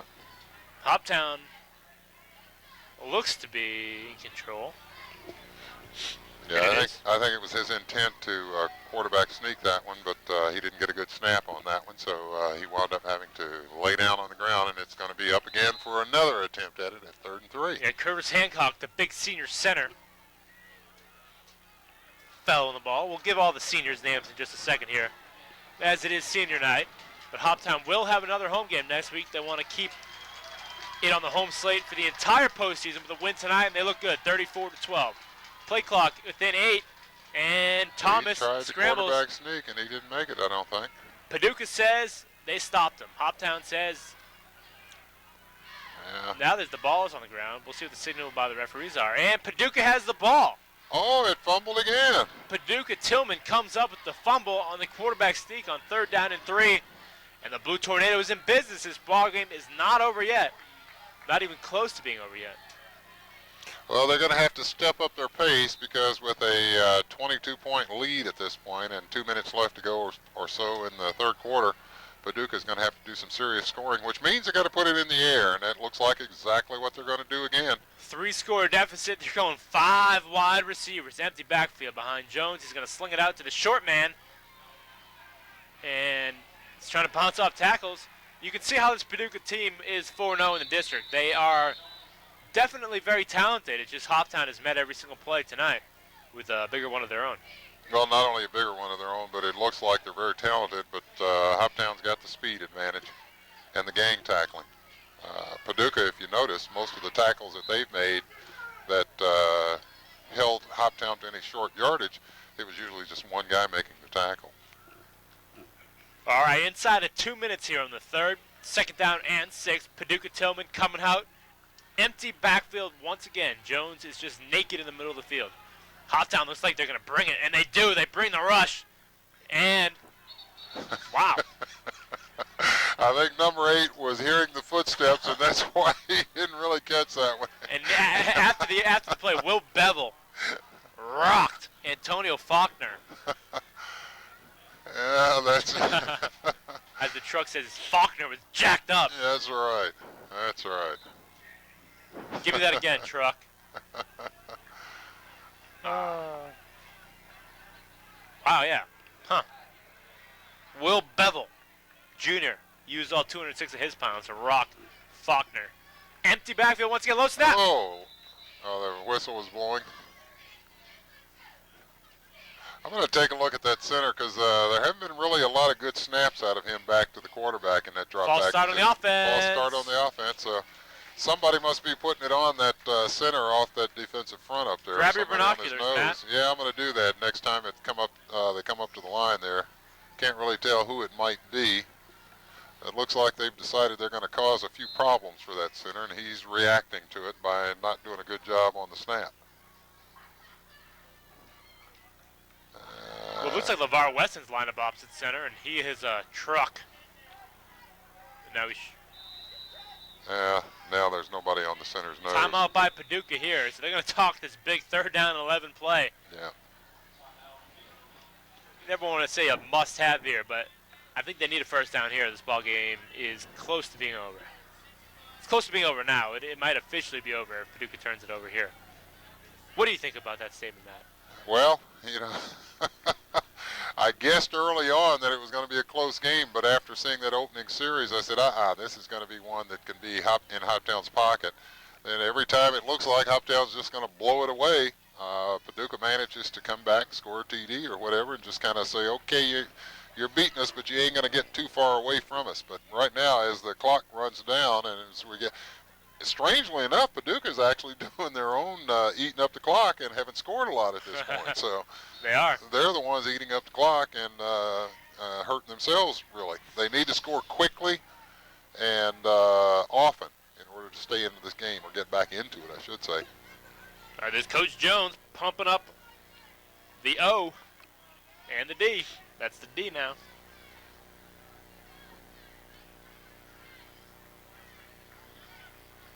I wonder what he's calling. We should pipe into his headset. He's still in the field. Yeah. Well, I think Hoptown can expect to see this formation for the whole rest of the game. three-man front. Jones heaves it, and it's picked And off. it's picked off. Billy Lawrence, the Raging Cajun, has the ball. He's Absolutely heading the other way, and he's going to get it across the 50-yard line. Billy Lawrence, fourth interception of the night for the Hopkinsville Tigers, and none better than Mr. Billy Lawrence right there, the Cajun. That's wonderful for him to go out this way. He's had a couple of interceptions this year that we've seen. He's had a bunch of interceptions, Yeah. a couple touchdowns. Yeah, The newest Tiger, but he's a senior, an emotional senior night for Billy Lawrence. that's right. That's right. Man, they love this kid. I can't imagine where they'd. Oh, it would have been great if they could have had him all 3 years of his of his playing career. I think they would have taken him. I think they sure would have taken him. He's very talented. Well, I think Hoptown can expect to see this formation for the whole rest of the game. 1:29 on the clock here. We said Hopkinsville could just put the nail in the coffin here, maybe. Still They in the sure third can. quarter. They sure can. Score here, though, big time. Go get it. This is Still where a you. three-possession lead. What's and the happening now? Ref blew it dead. It looks like that was a delay of game. All right, let's check out Billy Lawrence. Huh. Yeah, let's check out Billy Lawrence. Billy's playing out of that middle linebacker spot. They Right got next a to the three-man referee right rush, there. and he's right there in the middle spot. You can't see him. He's out of camera, but, man, he's playing the field out there just like a center fielder. He was reading the quarterback then. He knew it was coming down there. The linebacker switched on his running back, put on his running back cap and ran on back there. That's right. All right. I just like his enthusiasm and the way he goes at it. He's really overcome a lot. I can't say enough about the young man. Great kid. They pitch it on 1st and 15 to Brazier. The change of pace. They're trying to rip the ball away from him, and they don't succeed, but Hopkinsville doesn't get too much on first down. No, they don't. I'd like to see Brazier just explode like Taylor does, and of course everybody's not alike, but Brazier tends to kind of be a little bit tiptoey back there in that backfield when he's coming out of the backfield. Taylor doesn't tiptoe at all. He just takes off. He just Taylor's explodes. Despite the size, Taylor is actually quicker than Brazier. He sure is. He just explodes out of that backfield and runs by tacklers before they have a chance to swarm him. Hopkinsville seems content to melt a There little we go. clock. They He's leave it open. downfield. He's open. Thomas He's to Thomas open. again. The connection is going to try to get an end zone again. Oh, just shy of the goal line. The referee's going to spot him out at the 1-yard line. Chuck Thomas threatening for yet another touchdown from his brother Chris. Oh, you know, watching that, Chuck, in effect, that was Give him the touchdown. They're conferring. they. Oh, they're out trying at the 1. to. Out at the 1. Out at the 1. Not fair. But they have run that play. Chuck, the They're Taylor conferring brothers, again. the Thomas brothers have run that play several times where they've just gone out to the flat for the short 10-yarder, and that time he turned it up and went downfield and was wide open. The referees are conferring. They're talking it over. Is that the Paducah coach talking to them too?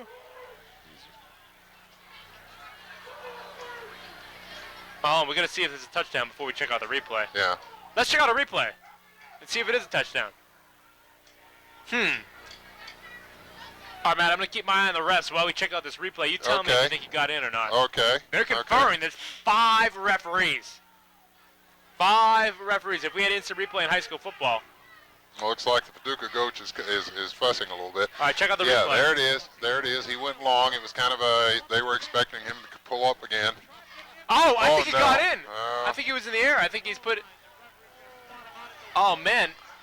I'm not sure about that. It looks like his body was out of bounds, but the ball was across It's a the end touchdown. zone. All he had to do was put his hand over the pylon, and it's Okay. in.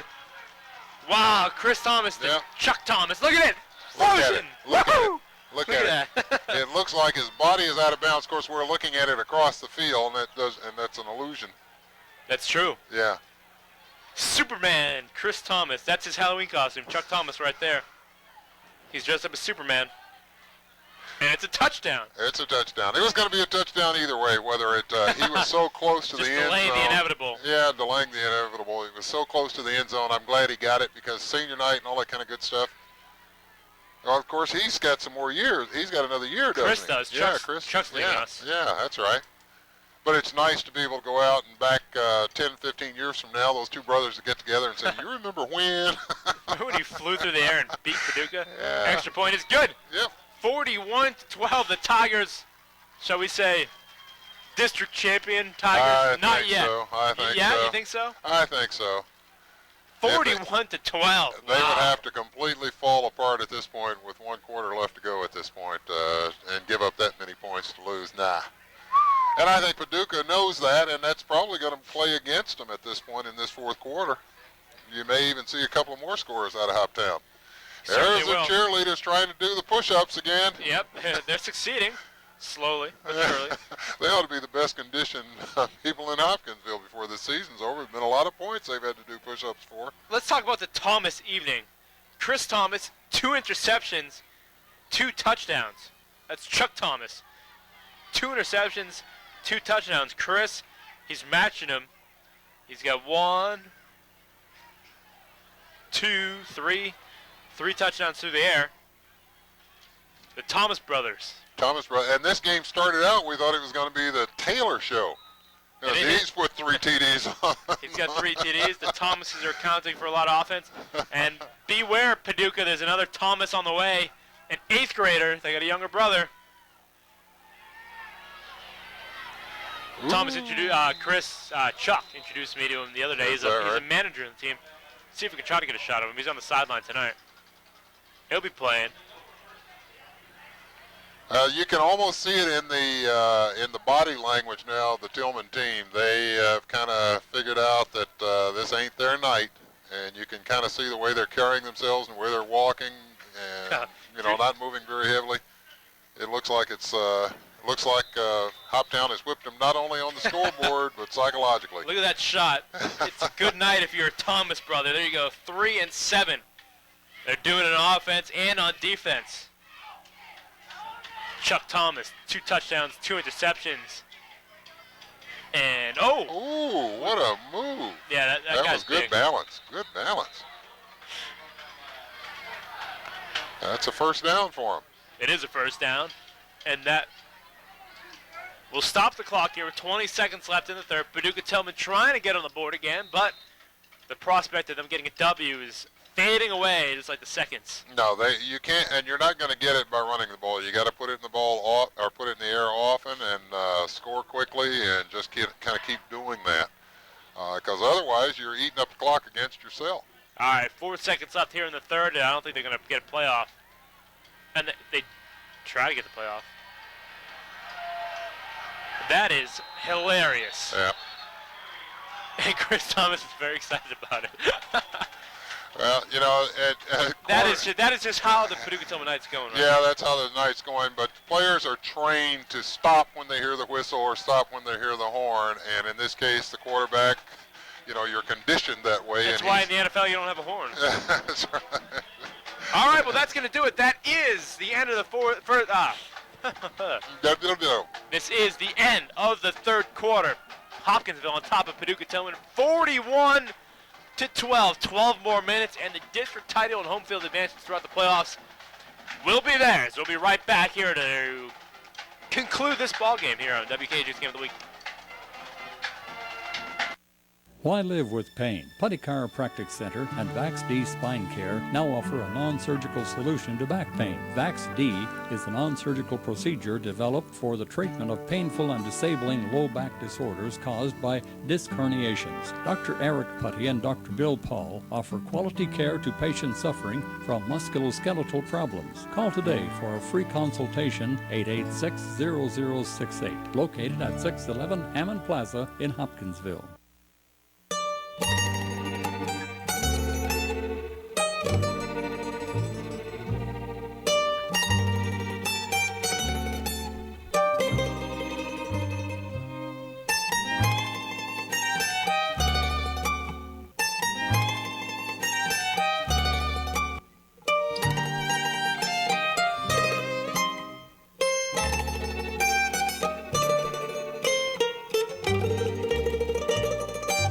It's never too early to think about summer and looking great. What about a tummy tuck? Dr. George R. Valentini is here to tell us more. Abdominoplasty is a very rewarding procedure for patients who have lost a lot of weight voluntarily or after gastric bypass, also for patients who've had a number of children and have a lot of excess skin, or people that just want to more information, call Dr. George R. Valentini, the Western Kentucky Institute of Plastic and Reconstructive Surgery. Millions of men and women have served in the armed forces of our country and have important stories to share. I'm John Tanner, asking for your help in preserving their memories. The Veterans History Project at the Library of Congress collects interviews, letters, and pictures that tell the stories of America's veterans. You can help by interviewing a veteran you know and adding their story to the Veterans History Project. Call the Library of Congress for more information or visit my website. Help future generations learn what our veterans have done for us. Thank you. All right, Matt, hold your four fingers in the air. It's fourth quarter time. Second down and 14 for the Paducah Tilghman Tornado. They thought to play. Oh, LeVar Weston coming in off the backside. Jones gets away. He's going to try to heave it downfield, and it's picked off again. Chuck Thomas, the trifecta, his third interception for number 3. And he's got room to run. He gets brought down inside the 50. And, oh, there's a flag on the play. There's a flag on the play, but it is a tornado turnover. A turnover. A turnover. How do you like that? I don't know. Well, the Thomases are really having a night. This is career nights for them. And oh, man. Chuck Thomas does not want his senior year to end, I assume. No. And if it's got to end, it's this is the best way for it to end, Dave. It's not going to end. They're going to keep rolling. That's right. They're going to be that number 1 seed in style in the postseason. That's right. That's right. Yeah, beware number 4 seed on the opposing side of the bracket. This Tiger team's hungry. They're going to be home for the next couple of rounds, my friends. They're hungry and they're pretty healthy too, and that's a good sign. And they've shown me with their steady progression of improvement over the season that they're coming into the playoffs just at the right time in their progress. A good thing too about having the two-headed monster of Emmanuel Taylor and Mario Brazier. It's not just one back taking a brunt of the... Oh, what a grab by Josh Ladson. Josh Ladson looking like Chad Johnson or T.O. Oh, what a catch. That was thrown behind him, and he was moving at full speed across the field, and he literally reached back with one hand in a sliding motion. Do we have a replay of that one, guys? As I'm talking about the running backs, Josh Ladson's like, shut up. Oh, we're talented here on the wide receiving core, too. But it's true, the running backs are not getting beat up as much because there's 2 of them. That's exactly right. They're not getting beat up as much, and with the passing game and the quarterback running here and there, that's the only fear for the playoffs is the quarterback position. And then again, you still have Robinette as the backup, who is a very talented backup with experience. Let's check out the replay. Let's check out the replay on Josh this catch. Ladson This is grab. just a fantastic grab. I mean, this is big time wherever. Coming back. Oh, that's big time. I don't care how you count it. One hand going the opposite way. Going the opposite way. Can we see that one more time? His legs just died. And oh man. That's big time. And he didn't let the ball hit the ground. That's a catch any level, anywhere. That's big time. Big time. It's looking like, wow, I mean, that's impressive. Yeah. Those are the kind of plays you see some of those great receivers in the NFL making. Well, that keeps the drive alive. Second down here, second down and 5. I formation. I think they're just going to run it down the throats. And now, look at that play action. Thomas trying to stay alive. He's got to get rid of it. He doesn't want to take a loss here. He got some great blocking. Block for him. Come back and block for him. He loses 5 on the play. The monster man himself with the tackle, Michael Jones. Let's check out. I want to check out the play one more time. Yeah, one more time. That was fun. That's fun. Then we'll put it to play. You Josh Ladson. Watch this one. Watch this one. Oh, beautiful. Oh, beautiful. What a catch. What a catch. Now, that wasn't a score, but that was one of those once-in-a-lifetime kind of plays that you make, and you can look back on it someday and kind of say, hey, I was good. I was good. Third down and 11 after the sack of Chris Thomas. He's in the shotgun. He's got Ladson on the bottom of the screen. They're going for him. And he's got his man beat. It was a little bit off. He's fired up because I think he could probably have had that one if he tried to do it over again. So. And that ankle may be bothering him just enough to keep him from being able to move at full speed. All right, so it's 4th down and 11. The punt team is going to come on.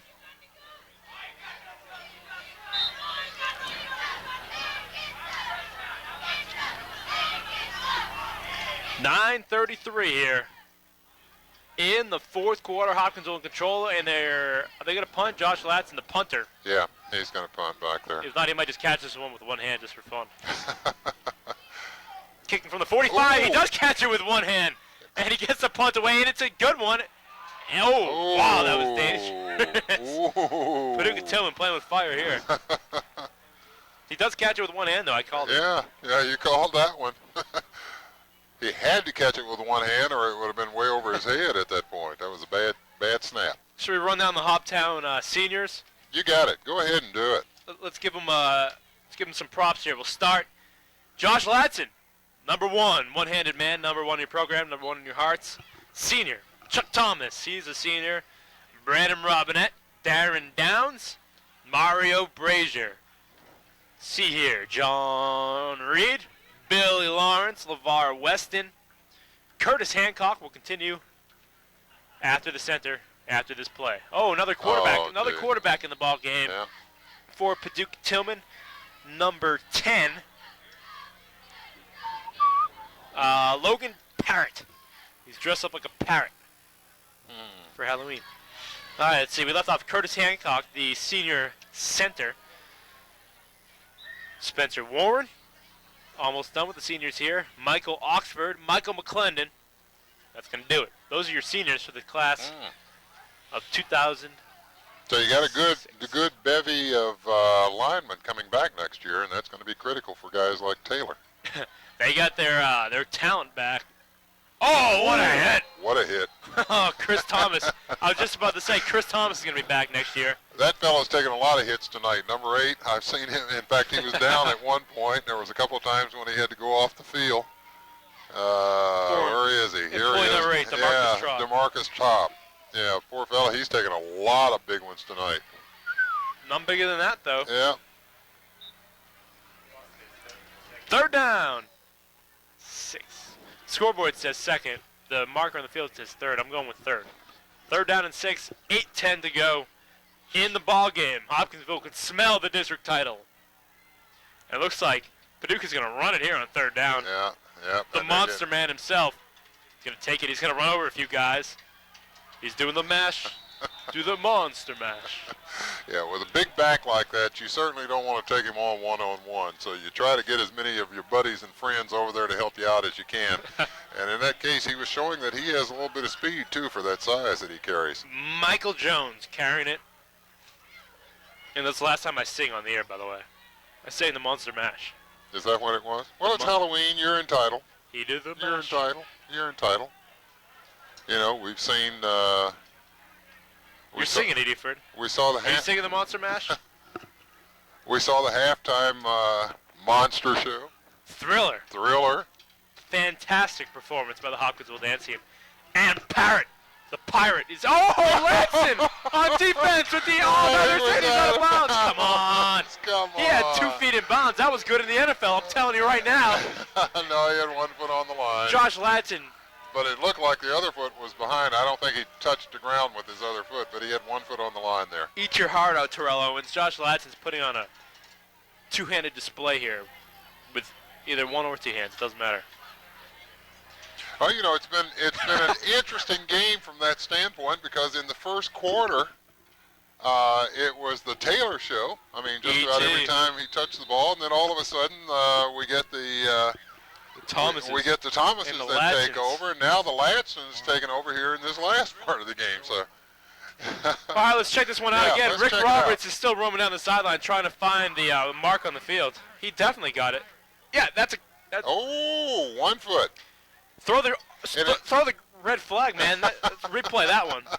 That's a catch. Yeah, let's go grab the It's going that way. I'm telling everyone in the stands that was a catch. Yeah, that was a catch. Let's check it out again. It looked like it might have had 1 foot on the. It looked like it might have had 1 foot on the. Yeah, he's got 1 foot on the on the line. Yeah, he definitely. That was definitely a catch. Yeah. WHOP in the house. Yes. Trying to check it out. Yes, coming over. They wanted to see the replay as well. And he agrees. He says, Mr. Sisk says, it's not the NFL. You don't need 2 legs. That's 2 right. feet You in don't bounds. need 2 inbounds. It's not the NFL. You're right.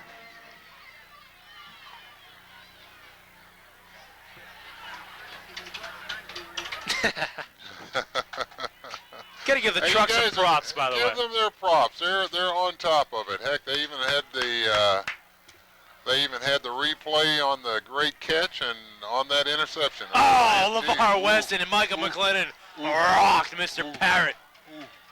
Yeah, ouch, right? Ouch. You don't want to be in the receiving blow of ouch. Let's see here. LeVar Weston weighs in at 252 pounds, all right? Michael McLennan weighs in at 194 pounds. Ouch. Either way you cut it, when you got a quarterback standing up looking downfield trying to find a receiver. I could add it all up, but I'm saying 500 pounds. Bam. Yeah, almost. Almost 500 pounds. 450. Yeah. Still a lot of weight. Yeah. 3rd down and 20. This Tiger team, they're not resting until they hear that final horn sound. 7 minutes to go. 7 minutes till it's celebration time. They saw the White Sox do it the other night. They're going to... Too much time? That's a delay game. Delay of game. 3rd down, 25. 6:49 to go in this 4th quarter, and it looks like it's getting real sloppy on the part of Tilghman. Of course, they're getting rocked and socked, if you will, and 41-12 is no slouchy score. So while I said it didn't look like it was going to be a blowout, when you really think about it, 41-12 is a blowout. Yes. When you're playing against a division. Oh, that's a blowout by any means. Yeah, by any means. Put up 41 points on anyone? But especially against a top team that you're tied with for the leadership in the division. Well, I don't know what Parrott was doing there. Oh, picked up! Brandon Robinette going up like a man in the low post. One, Brandon. That is the 5th interception of the night. And that was a one-handed pickoff. It's all about the one hand. Left hands are optional for the Tigers, my friends. It's all about the right hand. That's all they need. They can play with their left hand tied behind their back and beat this Paducah Tilghman Tornado team. Who'd have thunk it, though? Who'd have thunk it? Just not seen a Tilghman team getting whipped this bad by anybody in the last few years. Wow. Yeah. Yeah, you know who Paducah Tilghman's dressing up as it has for Halloween? The Madisonville North Hopkins team. But Boo. That's one of those groaners. I should say Madisonville is dressing up as Paducah Tilghman for Halloween. And they're taking, you get it? I get it. I got it. Boo. It's pathetic. Oh, LeVar Weston lead blocking on offense for E.T. trying to get in. Easy Touchdown, Tigers. The 4th on the night for Emmanuel Taylor. And Hoptown, big time. If you were questioning whether it was a blowout, try 47-12. Yeah. And they missed on a field goal early in the game, and they missed on a couple of extra points. So this could have been even worse. Even worse. Could have been in the 50s, ladies and gentlemen. That's right. We're almost in like run-the-clock territory. This is crazy. Yeah, well, it's just 36-point spread or 35-point spread at this point. I said almost. I know how to add. Yeah. Well, No, I don't. I don't know how to add. Yeah, you do. Yeah, I you do. never learned how to read. Yeah, you do. And the extra point is good. 48-12. Emmanuel Taylor getting in. Well, the fans are starting to say, hey, we think we've got this one wrapped up now. Let's check out Brandon Robinette's Let's see interception. Robinette. Yeah, my guy Robinette. Brandon, let's see my man Brandon. Employee number 8 getting it done here. Yeah, come on, Brandon. Look at that one-hand pick. He looked like a low post center that right there. one-hand pick. I'd love to have seen him get him a TD for the night. He's been lead blocker for Taylor all night long, as well as with the quarterbacks. All right, let's take a break here while the cheerleaders are putting 48 push-ups on the board here. 48-12. Oh, those poor cheerleaders. The Tigers are in control. The district championship is only 6 minutes in and 32 seconds away. Hey everybody, Eddie Owen here. And I'm Kelly Carlisle. You like my hat? It's beautiful. I thought so too. You see us on the scene every day. Well, we're about to give you a chance to join us on the adventure of a lifetime. It's called The Scene at Sea. This February 5th, we're taking the scene on a 4-night Disney Caribbean cruise, and you could be there. 8 lucky winners of a trip for 2. You could become part of the fun as we take the show on the road. That's right. Join us Monday to find out how you can be on board with us absolutely free. It's February 5th. Complete details coming soon on our website. The Scene at Sea, your chance to win. If your floor needs it, we've got it at DJ's Carpet. Our tremendous selection and low prices will floor you. Many styles of carpet including Berbers and Frizzes. Brand name vinyl floor coverings with many styles to choose from. Doormats, area rugs, and oriental rugs with one sure to suit your style, runners, and anything else your floor needs. If you see something your floor needs, then you can find it at DJ's Carpet on the Boulevard in Hopkinsville. Don't let a little drip turn into a sea of problems. Call an expert for residential or commercial repairs to pipes, drains, sinks, or sewers at a price that won't swamp you. Call Lester Ellis Plumbing. Hi, I'm Lester Ellis, the professor of plumbing. I want to be your plumber. Call us today at 931-648-4739. Thank you. Our plumbers smell good and show up on time. You reach a certain age, and it just hits you. I have to work harder and plan better, because it's not just about me anymore. In fact, it's not too much of a stretch to say that your Grange independent agent Is the best advisor I could ask for when it comes to my life insurance. They'll show you how your coverage can keep pace with Our assets and our mortgage. without even breaking a sweat. Ask me about how you can save money on your insurance. Call Brian Burkhead at Tatum Edster and Burkhead Insurance before you renew your policy. All right, we are back. Hopkinsville in control. Who would have thought this was going to happen? 48-12. Alex Hayes set to kick it off in a little squibber. And there you go. So it looks like the starters are out. At least on offense, the starters will probably be out for Coach Jones. And He's pulled everybody. He's pulled the defensive unit as well. And that's wise because he's got a good, big, strong lead. No point to rubbing Tilghman's noses in it any worse than they have at this they point. might hit him again in the next couple rounds. And that's right. No point to rubbing their noses in it any worse than it already is. And they've got playoffs coming up, so save your starters. They've already completely healthy, barring anything in practice this week. That's right. Toptown is 100% healthy. That's right. That's right. So this is a good move on the part of Coach Jones. Certainly. 6:25 to go. You're up 48-12. And it looks like the backup D is going to kick some tail, too. Yep. Backup D has got a good, strong arm. He really whistles it. Parrot. But he's got kind of a wind-up motion in order to let it go, kind of like a baseball pitcher, and that's you don't really want that out of a quarterback. You want to be able to just snap it with a quick motion. That is correct, Mr. Snorton. Well, you know, that's all of us old linemen wanted to be quarterbacks. We knew how to play it. We couldn't play it. Hey, you're the size to be a quarterback. If you were a quarterback, I would have run the other way. Well, these days I am the size of quarterbacks. You remember that guy over at Kentucky? 300-pound quarterback? Jared Lorenzen? Yeah. Get him, guys. We were even talking about him up in Massachusetts because he was a house. Yeah. Is he? Is he playing the Giants? Is that right? Third stringer. They cut the Bachelor, so Jared Lorenzen could be on the team. Is that right? And there you go. They're the starters. McClendon and Ladson hanging out. Say hi, guys. There you go. Peace. There you go. They're saying peace to Paducah. Get on your bus and get out of here. Yeah. We've got one of the the head smoking. I love that. That's one of the substitutes out already. Poor fella. Who is that? Number 30 or number 80? Can't tell. It's probably 30. Get him, guys. Come on. It takes a crowd. They got him. They got him finally. You're limping off the field. Was that Brandon Etheridge? I couldn't tell if it was number 80 or not. If it's 30, Brandon Etheridge is just coming. Yeah, it is. He's just coming back from an injury. And unfortunately, he looks upset. It looks like he might be a little bit injured again. Oh, there's Darren Downs. We got a host of guys. That's mostly seniors right there. We got 60 Will Bevel, 32 Max Arnold. We got LeVar Weston over there in 50. Cheesing for the camera, Ladson. You got Chris, I'll never shine away. There's Billy Lawrence, the Cajun, getting in the act. That's right. It's all about cheesing for the camera. Ooh. Oh, good D. Good D. Just enough defense there to interfere with the reception, with the visibility on the reception there for the receiver. Oh, there's E.T. E.T. The man of E.T. Spencer Warren. Phone home. E.T. phone home. Come on, flex. Get him to flex. Tell Clint to have him flex. It's funny. Forrest Pittman out there, too, the senior, 53. Ah. What? Oh, I know his dad real well.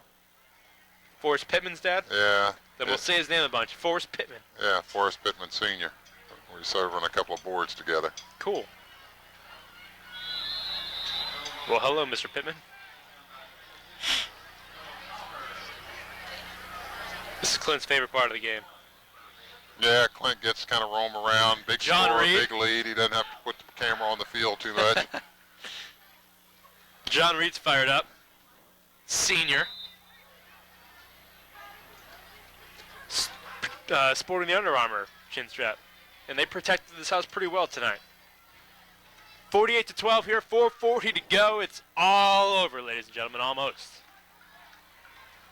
Oh, defender fell down in the play. Oh, Ooh, that poor receiver. He was the one dropped it the last time, didn't he? Alex The Harvey same one. crushed. Yeah. Oh, there's Chuck. The player of the night, Chuck Thomas. Hanging out with Forrest. That'd be a real. Mario. That would be a real tough call between he and his brother. E.T. got in the end zone 4 times, too. We could have a triple-headed. That would be a hard Player of one the to night. pick the player of the game tonight. That would be very hard to play. I guess you could have to give it to the quarterback because he's the man in control of most of that. They'll always remember the senior night, huh? Always remember this I senior think we night. gotta It's give been it- a good night for all the seniors. We got to give it to the senior. Our Yeah. player of the game tonight, Chuck Thomas, the big senior, just because he did it offensively and defensively. Yep. And add to that the fact that just about all of them, the big fella just ran out of everybody's grasp. Yeah, the monster mashed his way into the end zone. Just mashed himself right over everybody. Well, you get some of these second and third string guys a chance to go on offense now and see how they can do on that side of the field. You don't get you don't often get a chance to play against one of the better teams in the league when you're on the bench there. So this is a good thing for them to have a chance to play against this level of competition. It's a good point you make there, Matt. Well,